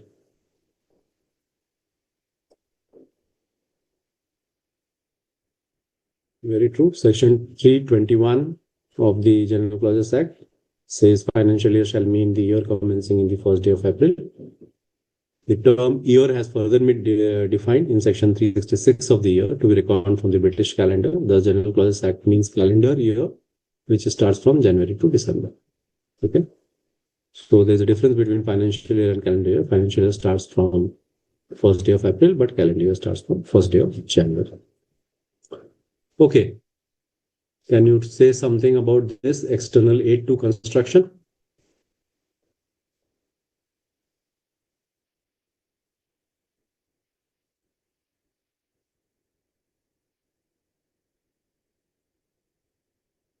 Good.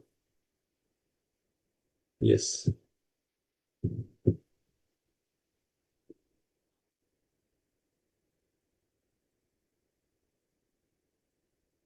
Nidhi, you are good at remembering sections. Just try to reproduce that, okay? Whatever you are mentioning in this section, you need to explain that a bit.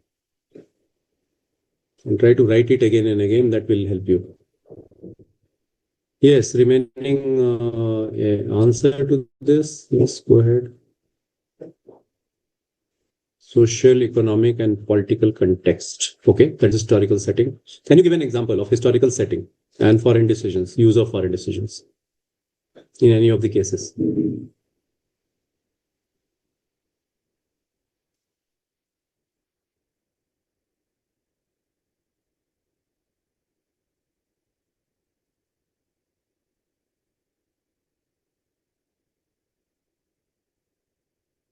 Parliamentary debates. So yes, parliamentary debates are a good example of historical setting. Okay.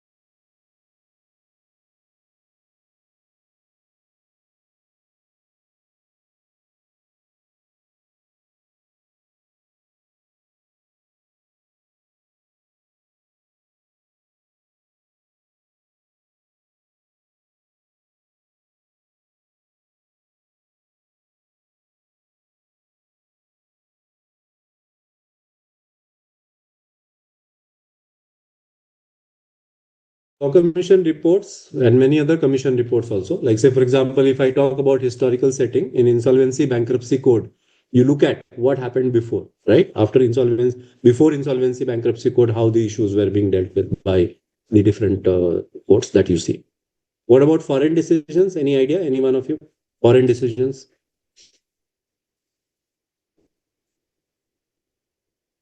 Foreign laws, foreign decisions, anything? Judgment from other countries, yes. It has been utilized in IBC also. Singapore decision has been utilized by NCLAT in interpreting cross-border insolvency provisions. So foreign decisions like in Vishaka versus State of Rajasthan, Posh case, foreign decisions has been looked at. Okay. So, but these are not binding in Indian courts. Foreign decisions are always having a persuasive value. So the Indian decisions are important decisions, but foreign court decisions may be referred, but they are not binding in nature for the courts. Okay, next one. Just see if you can give an answer.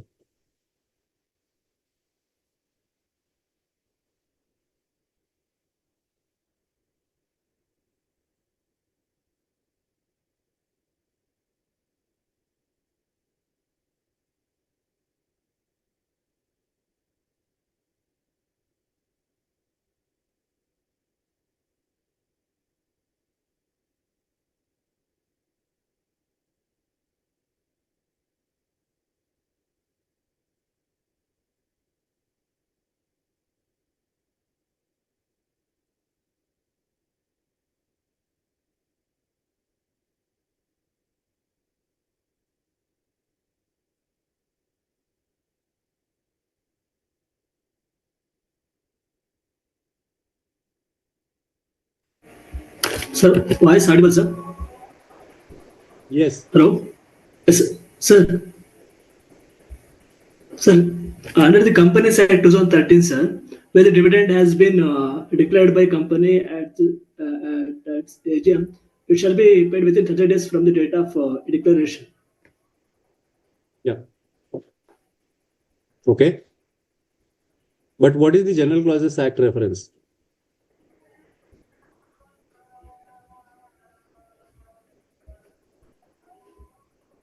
So, General Class Act 1897 says, sir, the Companies Act governs the dividend timelessly directly. Mm-hmm. Okay. The financial is starting from 1st April to 31st March, Okay. but it is not overhead. Mm-hmm. Mm-hmm. Specific 30 days rules in the Companies Act. So basically, it is So, this particular. Huh. while the General Class Act helps interpret undefined terms, so the Companies Act governs the dividend timelines directly. Yes. So dividend timelines are given in 127. It says 30 days. So you need to calculate 30 days from 9th August 2023. The AGM is, sir, AGM date 8th August 2023. Right. Dividend payments deadline 7th September 2023. Yes. Yes. So you have to So write, you have to penalty is a read. penalty for delay or Mhm. impressment and daily fine and interest. So you remove the, see, while calculating that particular days, you have to see when your question is specific, no, it is saying General Clauses Act. So you refer to the General Clauses Act. Here it is section 9. And it talks about that it says that you exclude the first day and then you count the 30 days, including the last day. This is what it is trying to tell you. So that is how you calculate it. You don't calculate the 8th August because that is the day on which decision has been taken. After 8th, you calculate both the days inclusive, including the last day. That is 30 days you need to calculate. This is what is the solution for this particular question. Is it clear? Yes, sir. Yes. That is the Okay. 7th September 2023. Yes, yes. 7th September 2023 is the date. Yes. Okay. Now let us move ahead. Talk about this. What is this? Explain interpretation of a statute. Aid. Read the statute as a whole. What do you mean? You have to read everything together. This we have discussed already. Let us now talk about this. In what way is heading and title of a chapter considered as internal aid to the interpretation? Yes.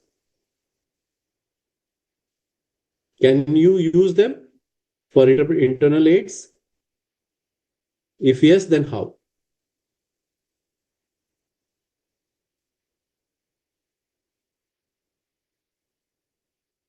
Go ahead.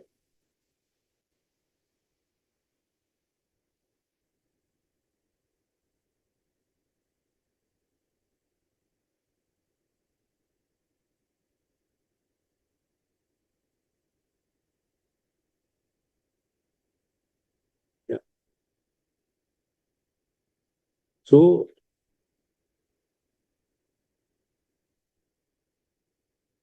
not in isolation. Okay, fine.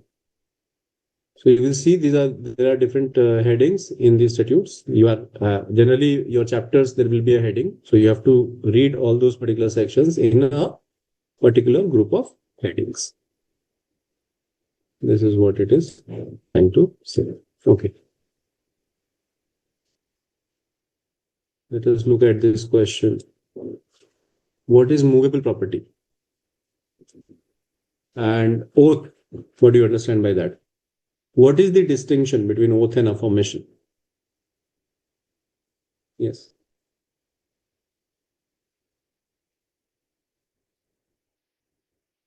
Go ahead.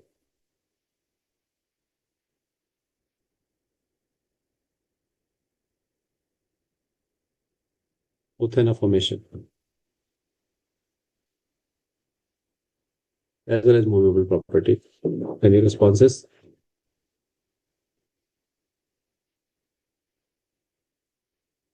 Okay, so most of the times we read, immovable property. So here, when we talk about immovable property, any description except immovable property, right? And immovable property is defined clearly. So there's any property which is not immovable property is a movable property. That is what you have to write. Example, you can give electricity, chair, debts. Oath. Oath is defined in section 337, and it includes affirmation and declaration in case the person by law is allowed to affirm or declare instead of swearing. So the oath can be entered by swearing in, or it can be done by affirmation and declaration.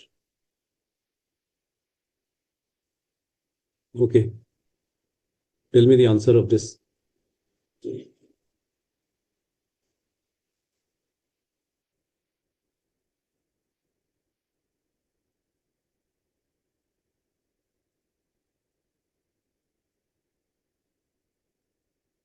Affirmation and oath are same thing. Affirmation is a method of doing oath, right? So either oath can be done by either swearing in, or it can be done by oath and affirmation and declaration. So in affidavit, you do an affirmation and declaration. Okay. Yes.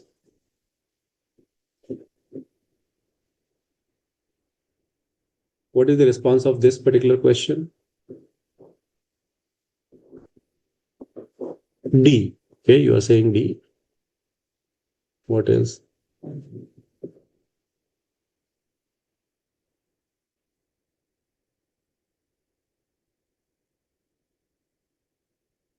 Any other answer? Any one of you? Other than D?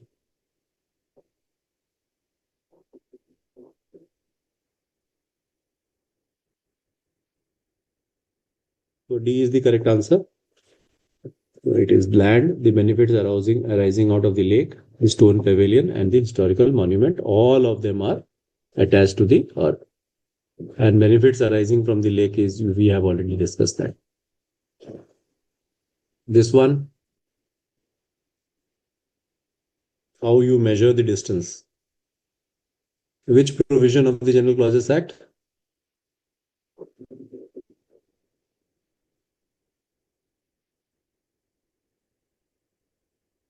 Measuring of distance.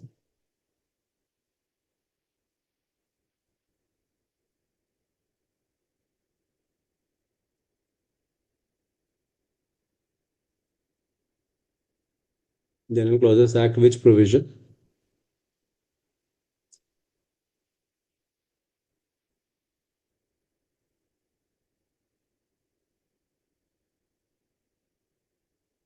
Which provision of the general section 11? Okay, that's great. So section 11 of the General Clauses Act talks about distance and how to measure that particular distance.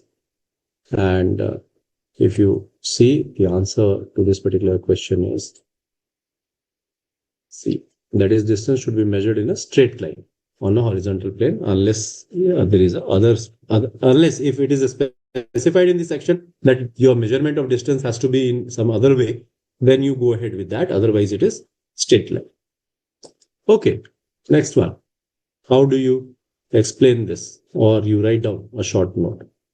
First one, proviso, and second one is explanation. Yes. You can use your mic to answer this particular question, any one of you. Please use your mic. I will enable them. Raise your hand. I think your examinations are in January, right? So by now you people have already read this. I think only one person is answering the questions. Remaining people are not answering it. Okay, go ahead, Nagaraj. So the proviso is a class that qualifies and restricts or limits. Limits the preceding part. Okay, yes. What about explanation? But if you have to give an example, how do you give an example of provision? As a the provide that no person shall be punished under the section rules. No, give a concrete example. Yes, you can give any other example, not of a statute. Otherwise, also, if you have to give a example of proviso, how do you give it?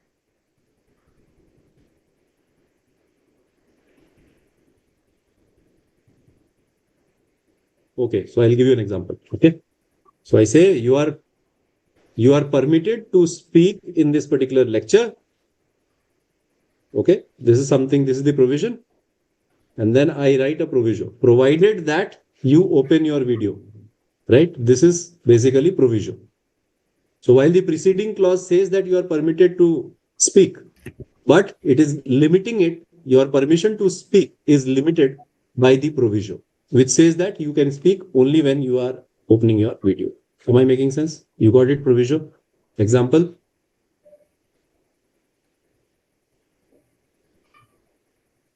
Second is explanation. Tell about explanation.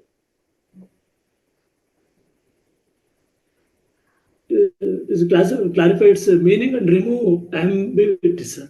Expands Yes, it understanding. clarifies meaning and removes ambiguity. So it explains the things further.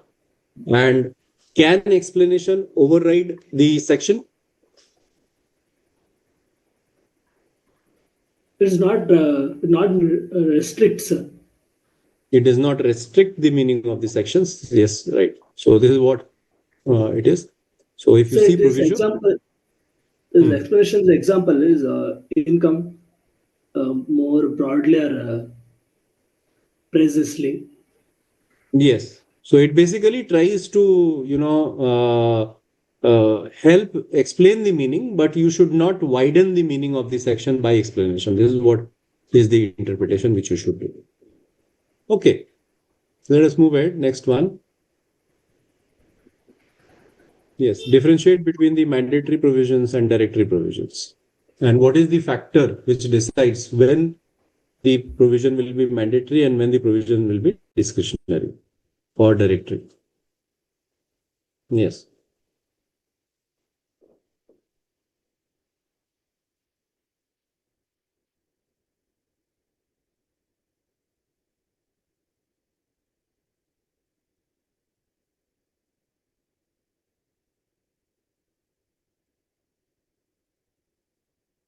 Yeah. Can you explain this one? Differentiate between mandatory and discretionary provisions, directory provisions.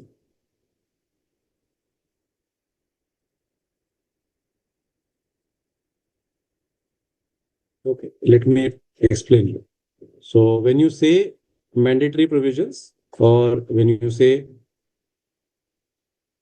the mandatory provisions, it most of the times you use shall. And when you say discretion directory provisions, you use may. This is a general perspective. So if you have to explain when you apply mandatory provisions or when you apply directory provisions, there are a few things which you need to consider. First, what is the nature of thing which is trying to be done in this situation? Second, what was the object? And this is generally in interpretation we use it. And third one is the person for whose benefit the power is to be exercised. These are the three things which you look at for exercising the discretion, whether it is mandatory or directory in nature. Okay, this one.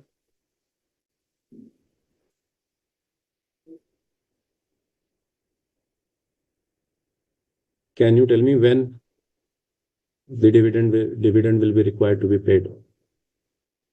This we have already dealt with this problem once, except the date is changed here. Yeah. If you can quickly apply your mind and give the answer.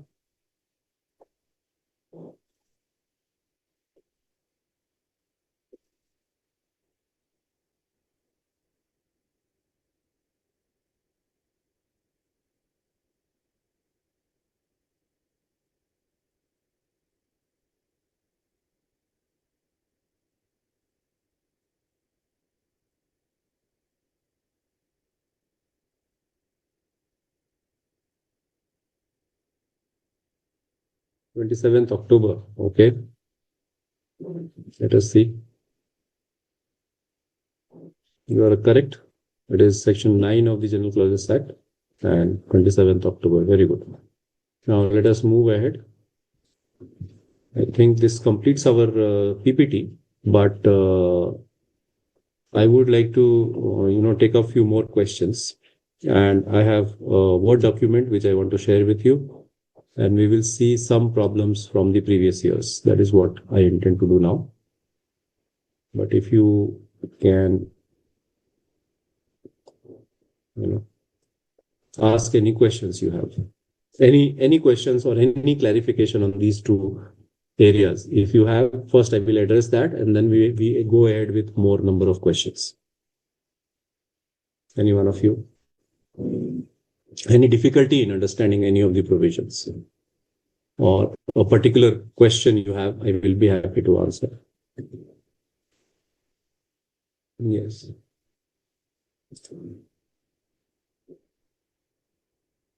Okay. If you don't have any questions, then I will take you to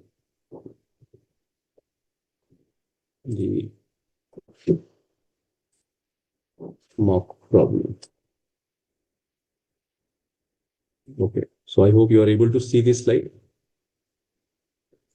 Right. So we are talking about the questions, and this is from November 24 series. And you can see there are case scenarios which are mentioned. So this is one of the case scenarios. And let me see. Yes. So in 2024, new limited company specializing in international trade. This is how the questions are there in your. You must have seen these particular questions for your mock test. So here this company is specializing in international trade and needed to send an important notice to one of its clients. And Mr. A, regarding a contractual amendment, according to the company's internal regulations and the contract terms, the notice has to be served by post. Okay. And so date, the legal department prepared the notice and addressed it to Mr. A at his registered address. The notice was properly addressed, prepaid, and sent via registered post. Acknowledgement due. Few days later on this, notice was returned with a stamp indicating not claimed by Mr. A. The legal department recorded the return of the notice and noted the endorsement. Now, further, the company's legal advisor referred to past case law for similar scenarios to ensure that notice was considered legally served under Section 27 of the General Clauses Act. They viewed the following precedents, that is United Commercial Bank versus Bhim Sen Makhija, and another one was Jagdish Singh versus Nathu Singh, and the third one was Vandana Gulati versus Gurmeet Singh alias Mangal Singh.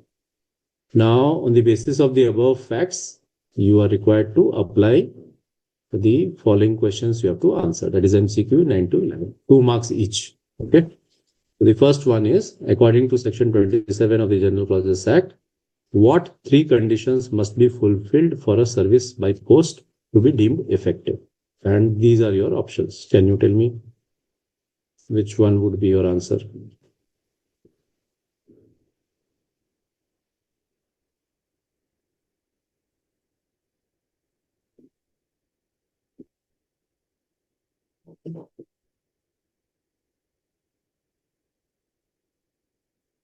No, you have to give the answer. A, B, C, D. Which one is your answer?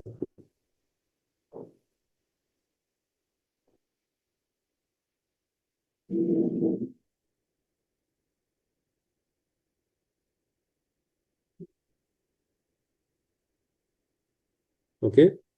Pathsati, B is your answer. And it appears to be a correct answer if you have a look at that. It has to be properly addressed. It has to be prepaid and posting by registered post. This is what is the requirement for section 27.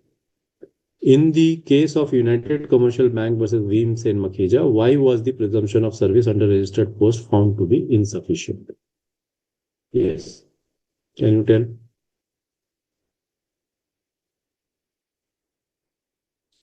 These are the three cases which we talked about above.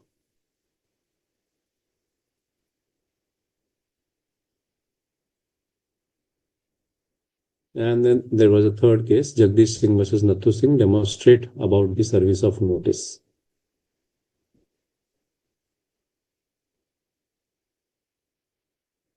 Yes, 10 and 11.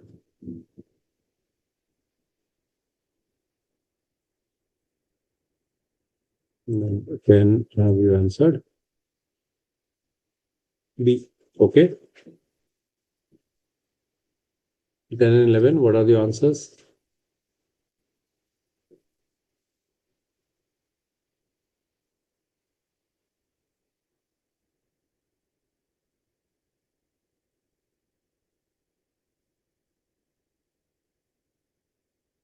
First you answer 10 and then we move to 11. These are the two case laws which have been discussed in the question above. If you see the question. Okay. So in United Commercial Bank, Bhim Singh Makhija, it was noted that merely sending a notice by registered post without acknowledgement due did not provide sufficient legal protection. Okay.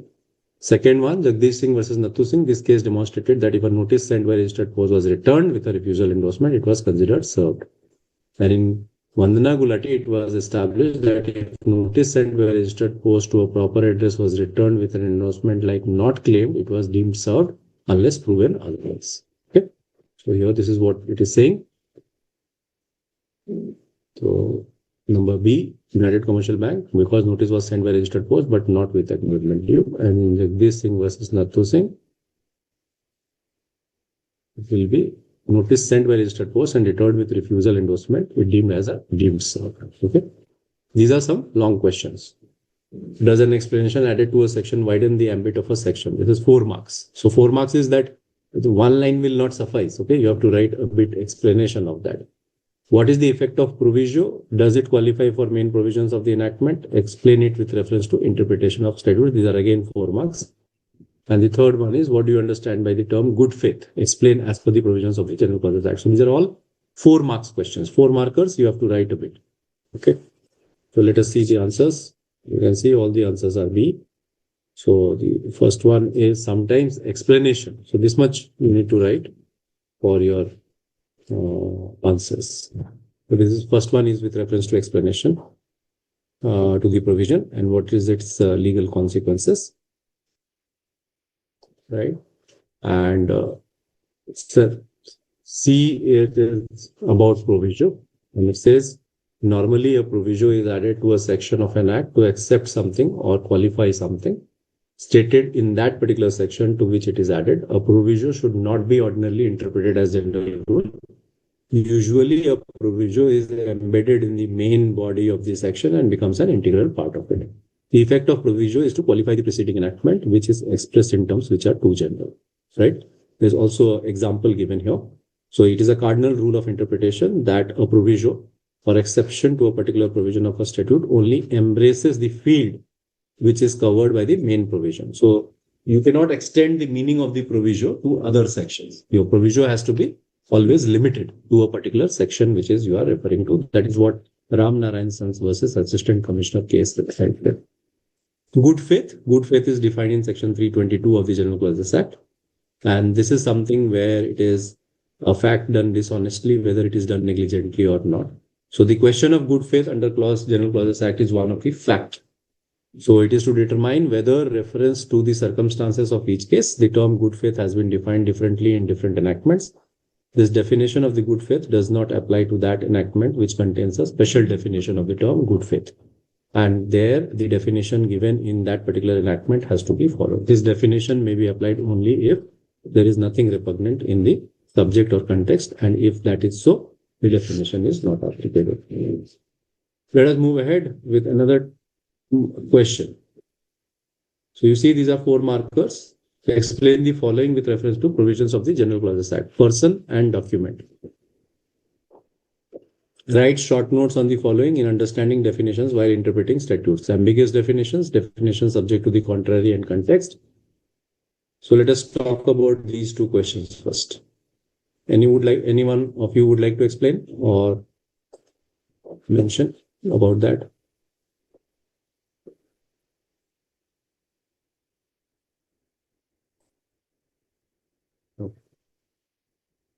Go ahead. Section 11 for distance. Yes, Nagaraj, you want to say something? Okay, go ahead. Sir, person includes, sir, any company or association or body of individuals. Okay. Right, go ahead. Next document. Apply not just a natural persons, but also companies, partnership, society, trust. Documents includes any matter expressed or described upon any substance. It means by means of letters, figure. Okay. Maybe usually So it regarding includes that written. matter. It is irrespective. Yes, it is irrespective of the format. So it can be document can be written. Document can be on Written any papers, piece of printed paper. forms, electronic records, map Yes. diagrams. Okay. Right. Next question.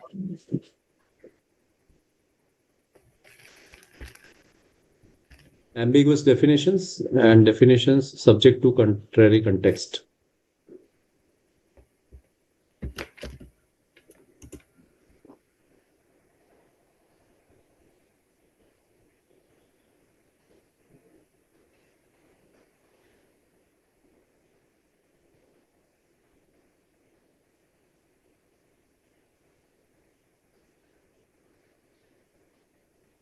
So ambiguous When you say definitions ambiguous, more than one way. yeah, go ahead.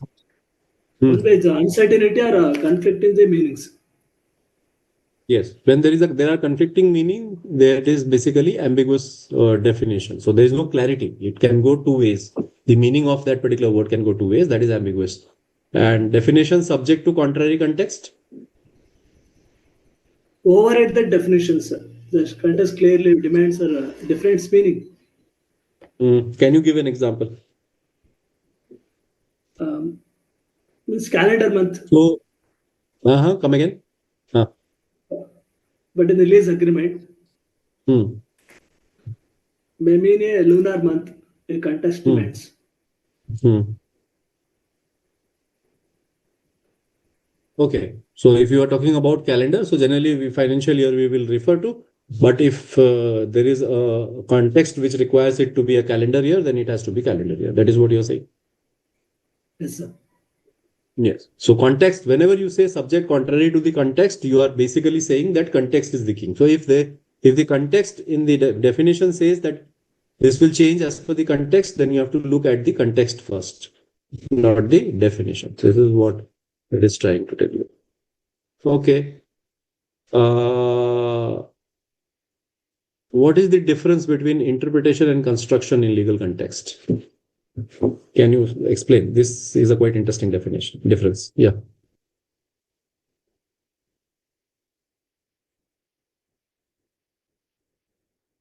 Okay, let us park it for a while. You just answer this particular question. 5C is again 4 marks, 5 marks, 4 marks.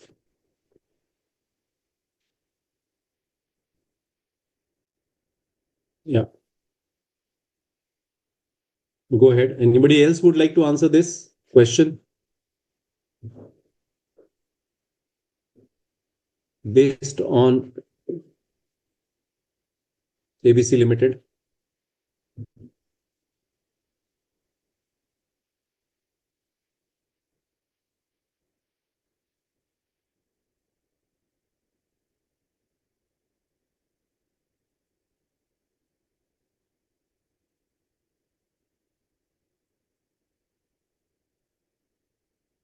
What do you think? ABC Limited is correct or incorrect?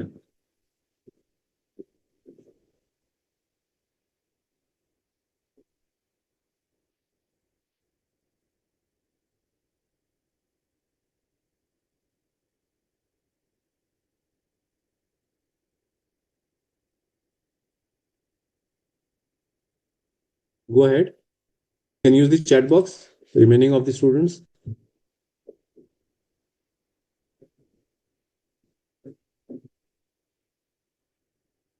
See, when you interact, it becomes interesting. But if you don't interact, it appears to me that whether you are following or not. I hope you are following what I am saying.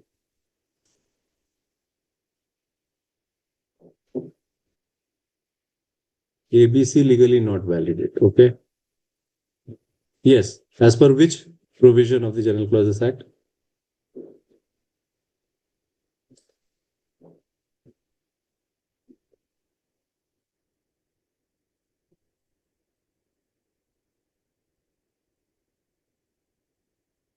So let me take you the answers. So the first one you can see, according to section 342 of the General Clauses Act, person shall include any company or association or body of the individuals, whether incorporated or not. Document will include any matter written, expressed, or described upon any substance by means of letters, figures, or marks, or by more than one of those means, which is intended to be used or which may be used for the purpose of recording the matter. Ambiguous definitions.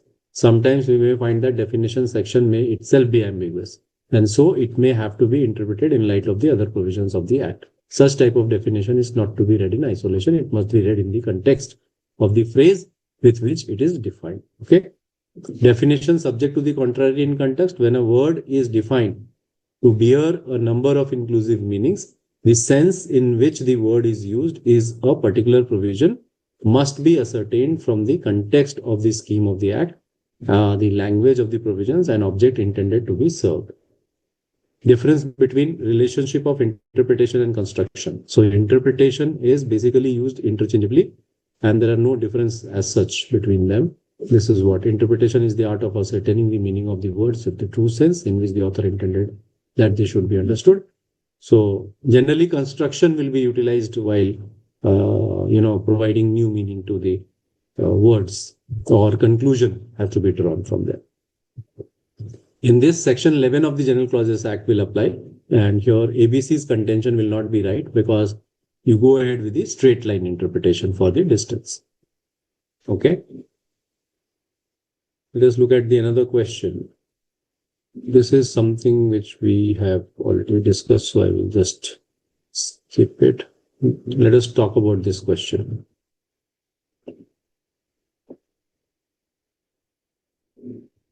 What is your answer? This is a similar kind of a question, 336, but still, if you can answer it quickly after reading it.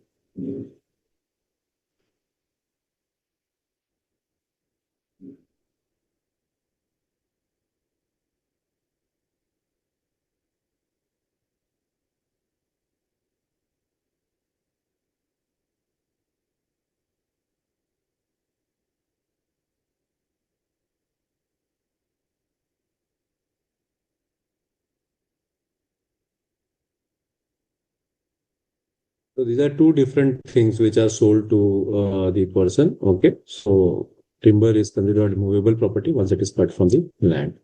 Okay. Now,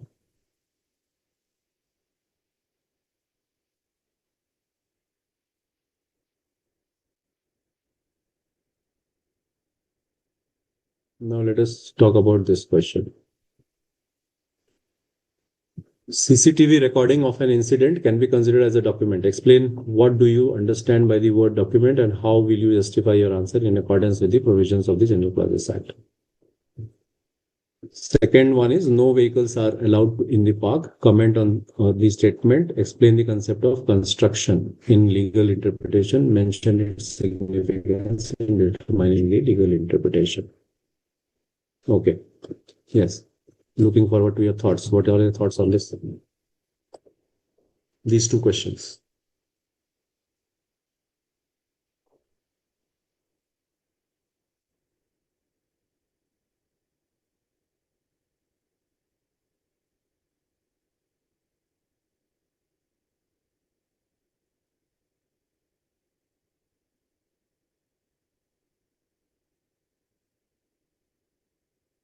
You see, as per Section 3 of the Indian Evidence Act, a document refers to any matter that is expressed or described upon a substance using letter, figures, or marks with the intention to recording the information.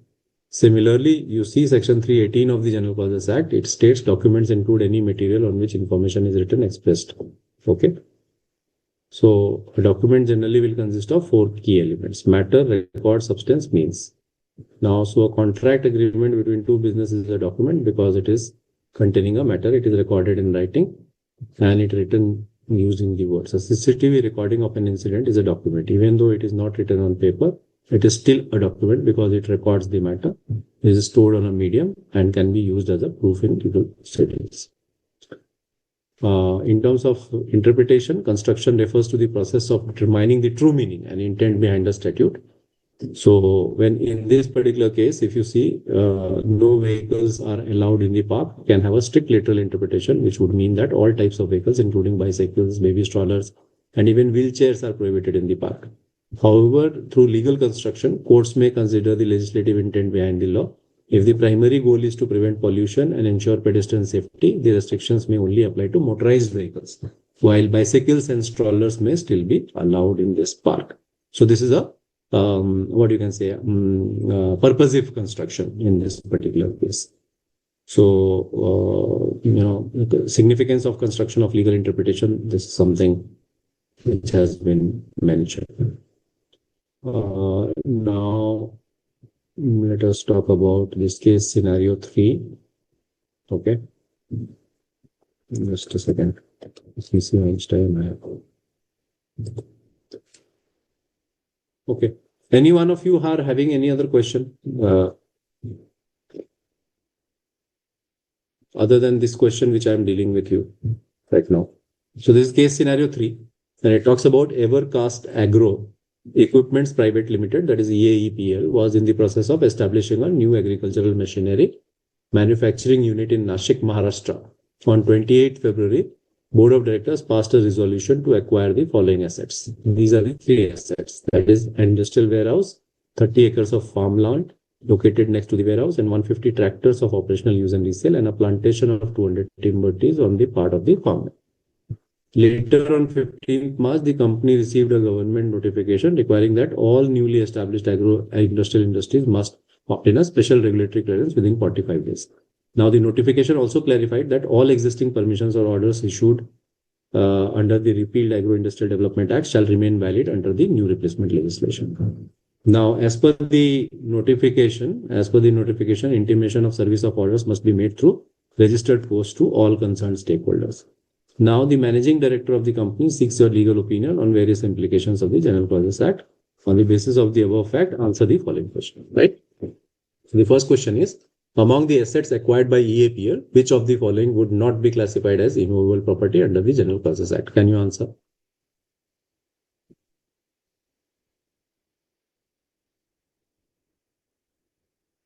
Which one of the following will not be the immovable property? A,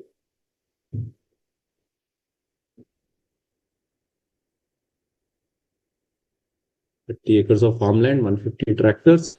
Why A, the industrial warehouse? Can you answer?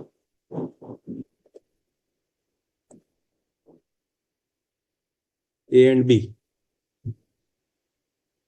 No, yeah. Industrial warehouse. Okay, we'll come to that. If second one, if requirement was obtained, why not 150 tractors? Yeah, give me a second, okay.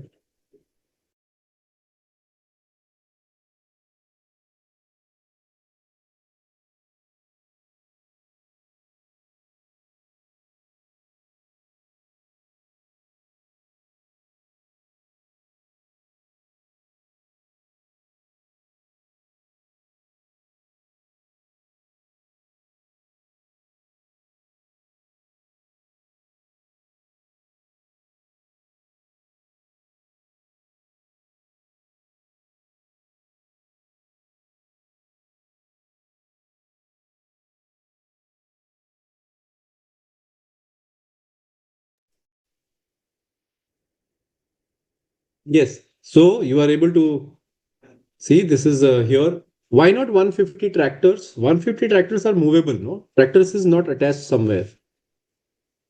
Industrial warehouse is all it is attached to the land, and it is an industrial warehouse, isn't it? Third one, second one, if requirement was to obtain regulatory clearance within 45 days from the date of the establishment. Yeah. Okay, next one. Next question. That is 10. Okay, fine. So you have taken the next one, 13th, right? What is this? Third one. 11th.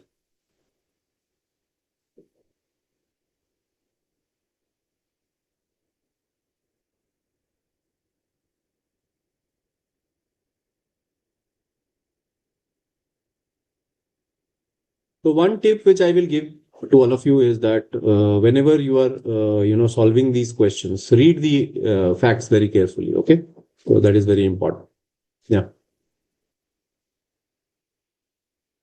read the 11th one. What is it saying? The government notification dated so and so was sent to EAEPL via registered post, and the company returns it with an endorsement of refusal. As per the General Clauses Act, choose the correct option. It will be presumed that the notice has been served. It will be deemed that notice has been not served. The notice has to be sent again. Notice will now be served on the shareholders of the company. What do you say?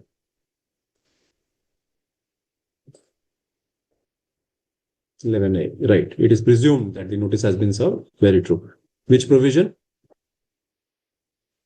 of the General Clauses Act?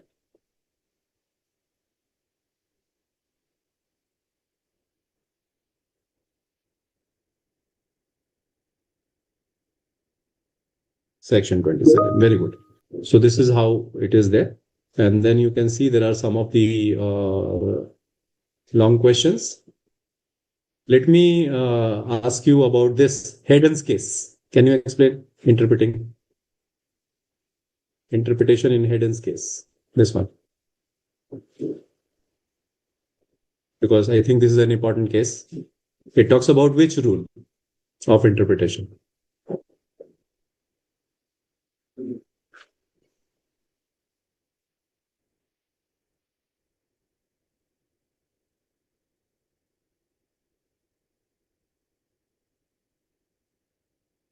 Hayden's case. Which rule of interpretation it is talking about?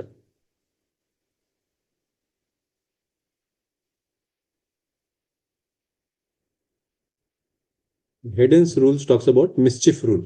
Okay. So it says where the language used in the statute is capable of more than one interpretation, the most firmly established rule for construction is the principle laid down in Hayden's case.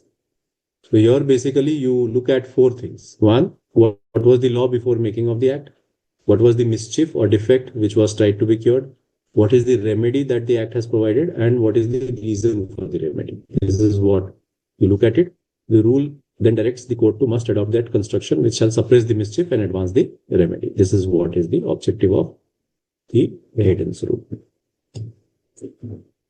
Okay, mischief rule. Very good.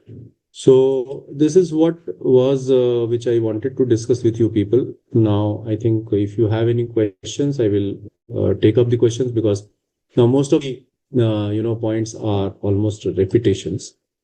So as you noticed that in all these questions, your focus is on basic understanding of the clauses under the General Clauses Act and interpretation, the terms which are there, which like, for example, literal rule, harmonious construction, Hayden's rule. And there is also a requirement that you be a bit articulate in writing your answers. That is also very important. So you have to practice it. So my suggestion to you would be that on all each of these particular points, you make your own notes in your own language. Okay, write it down, and writing it will help you. So I think for these two sessions, you have to prepare maybe 15 or 20 questions you can prepare, or 20, 25 questions on each of the major aspects. And I think that will serve the purpose for your, examination.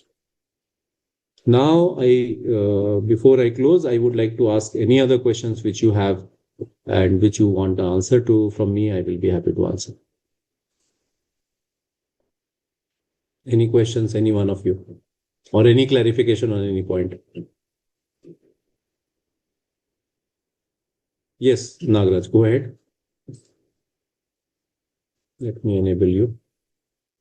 Yes, go ahead. So my voice audible? Yes, audible. Tell me. Sir, once again, please explain section 27. 27 is about distance, right? No, service. Yes, a service of notice. Service of the service of notice, right? So service of notice, it is saying basically there are three, four conditions which are mentioned there. It says basically, if I read the provision, section 27, give me a second. Yeah, it says where any central act or regulation made after the commencement of this act authorizes of or requires any document to be served by post, where the expression serve or either of the expression give or send or any other expression is used. So see, the word can be used serve, it can be give, it can be send. Then unless a different intention appears, this is the exception, the service shall be deemed to be effected by properly addressing. There are three conditions, okay? You have to properly address. If you write a wrong address, then that is not a proper service, okay? Second, prepaying and posting by registered post. This is second condition is prepaying, that you make the payment. So you cannot make it contingent. You cannot give a barren letter, or you cannot send a letter without the postage stamp, because then the postal department will charge the other receiver the amount and he is not obligated to pay that amount. Third is posting by registered post. Okay. And a letter containing the document, and unless the contrary is proved, to have been effected at the time which the letter would have been delivered at the ordinary course of the post. So this is what is service it is talking about. And presumption is in the favor of the person who has sent the post if he has addressed it properly. Second, it has been done by the registered post and it is a prepaid post. So if three conditions are met, it will be considered, even if somebody refuses to get that particular letter, will be considered as delivered. The presumption will be there. Now, this presumption can be rebutted. Say, for example, the other person says that the address was not correctly sent or nobody came. That has to be proved in the court of law. Otherwise, there will be a presumption of service in this case. Now, this is General Clauses Act. But if a particular act provides for a specific clause, then in that situation, you have to go to that particular specific clause only. Okay. That means if it says that the service should be done only by email, then that will be valid. And general clauses will have to give way to that interpretation. Is it clear to you, Nagraj?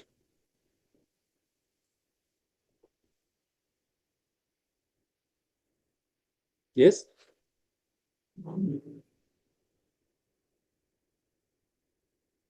Okay, then, if that is clear to you and any questions are not there, I would wish you a good luck for your examinations and do well. I wish all of you clear your examinations, which are due. I compliment the ICAI for arranging this, session for you all as a revisionary classes. A lot of effort being taken by ICAI for you people, and I'm sure you will do well in your examinations. Thank you.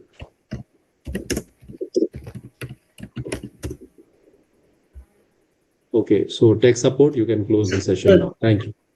Sir. Yes, you have a question? Go ahead, Nagraj. Sir, go ahead. This chapter, this chapter weightage in the exam, sir. This chapter weightage? Yes. That you have to see a model, overall model.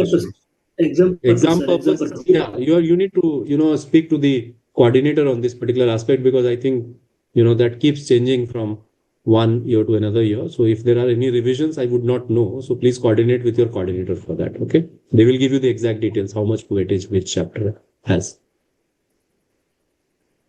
Okay, sir. Thank you.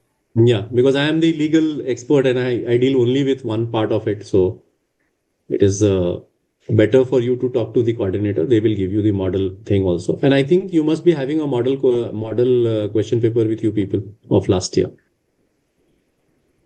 Yes, sir. You can see the weightage there. Okay. Okay, sir. Thank you, sir. Thank you. Yeah. Love you, sir. Thank you. Yeah. Thank you. Thanks a lot. Thank you, all of you. Over. Bye bye.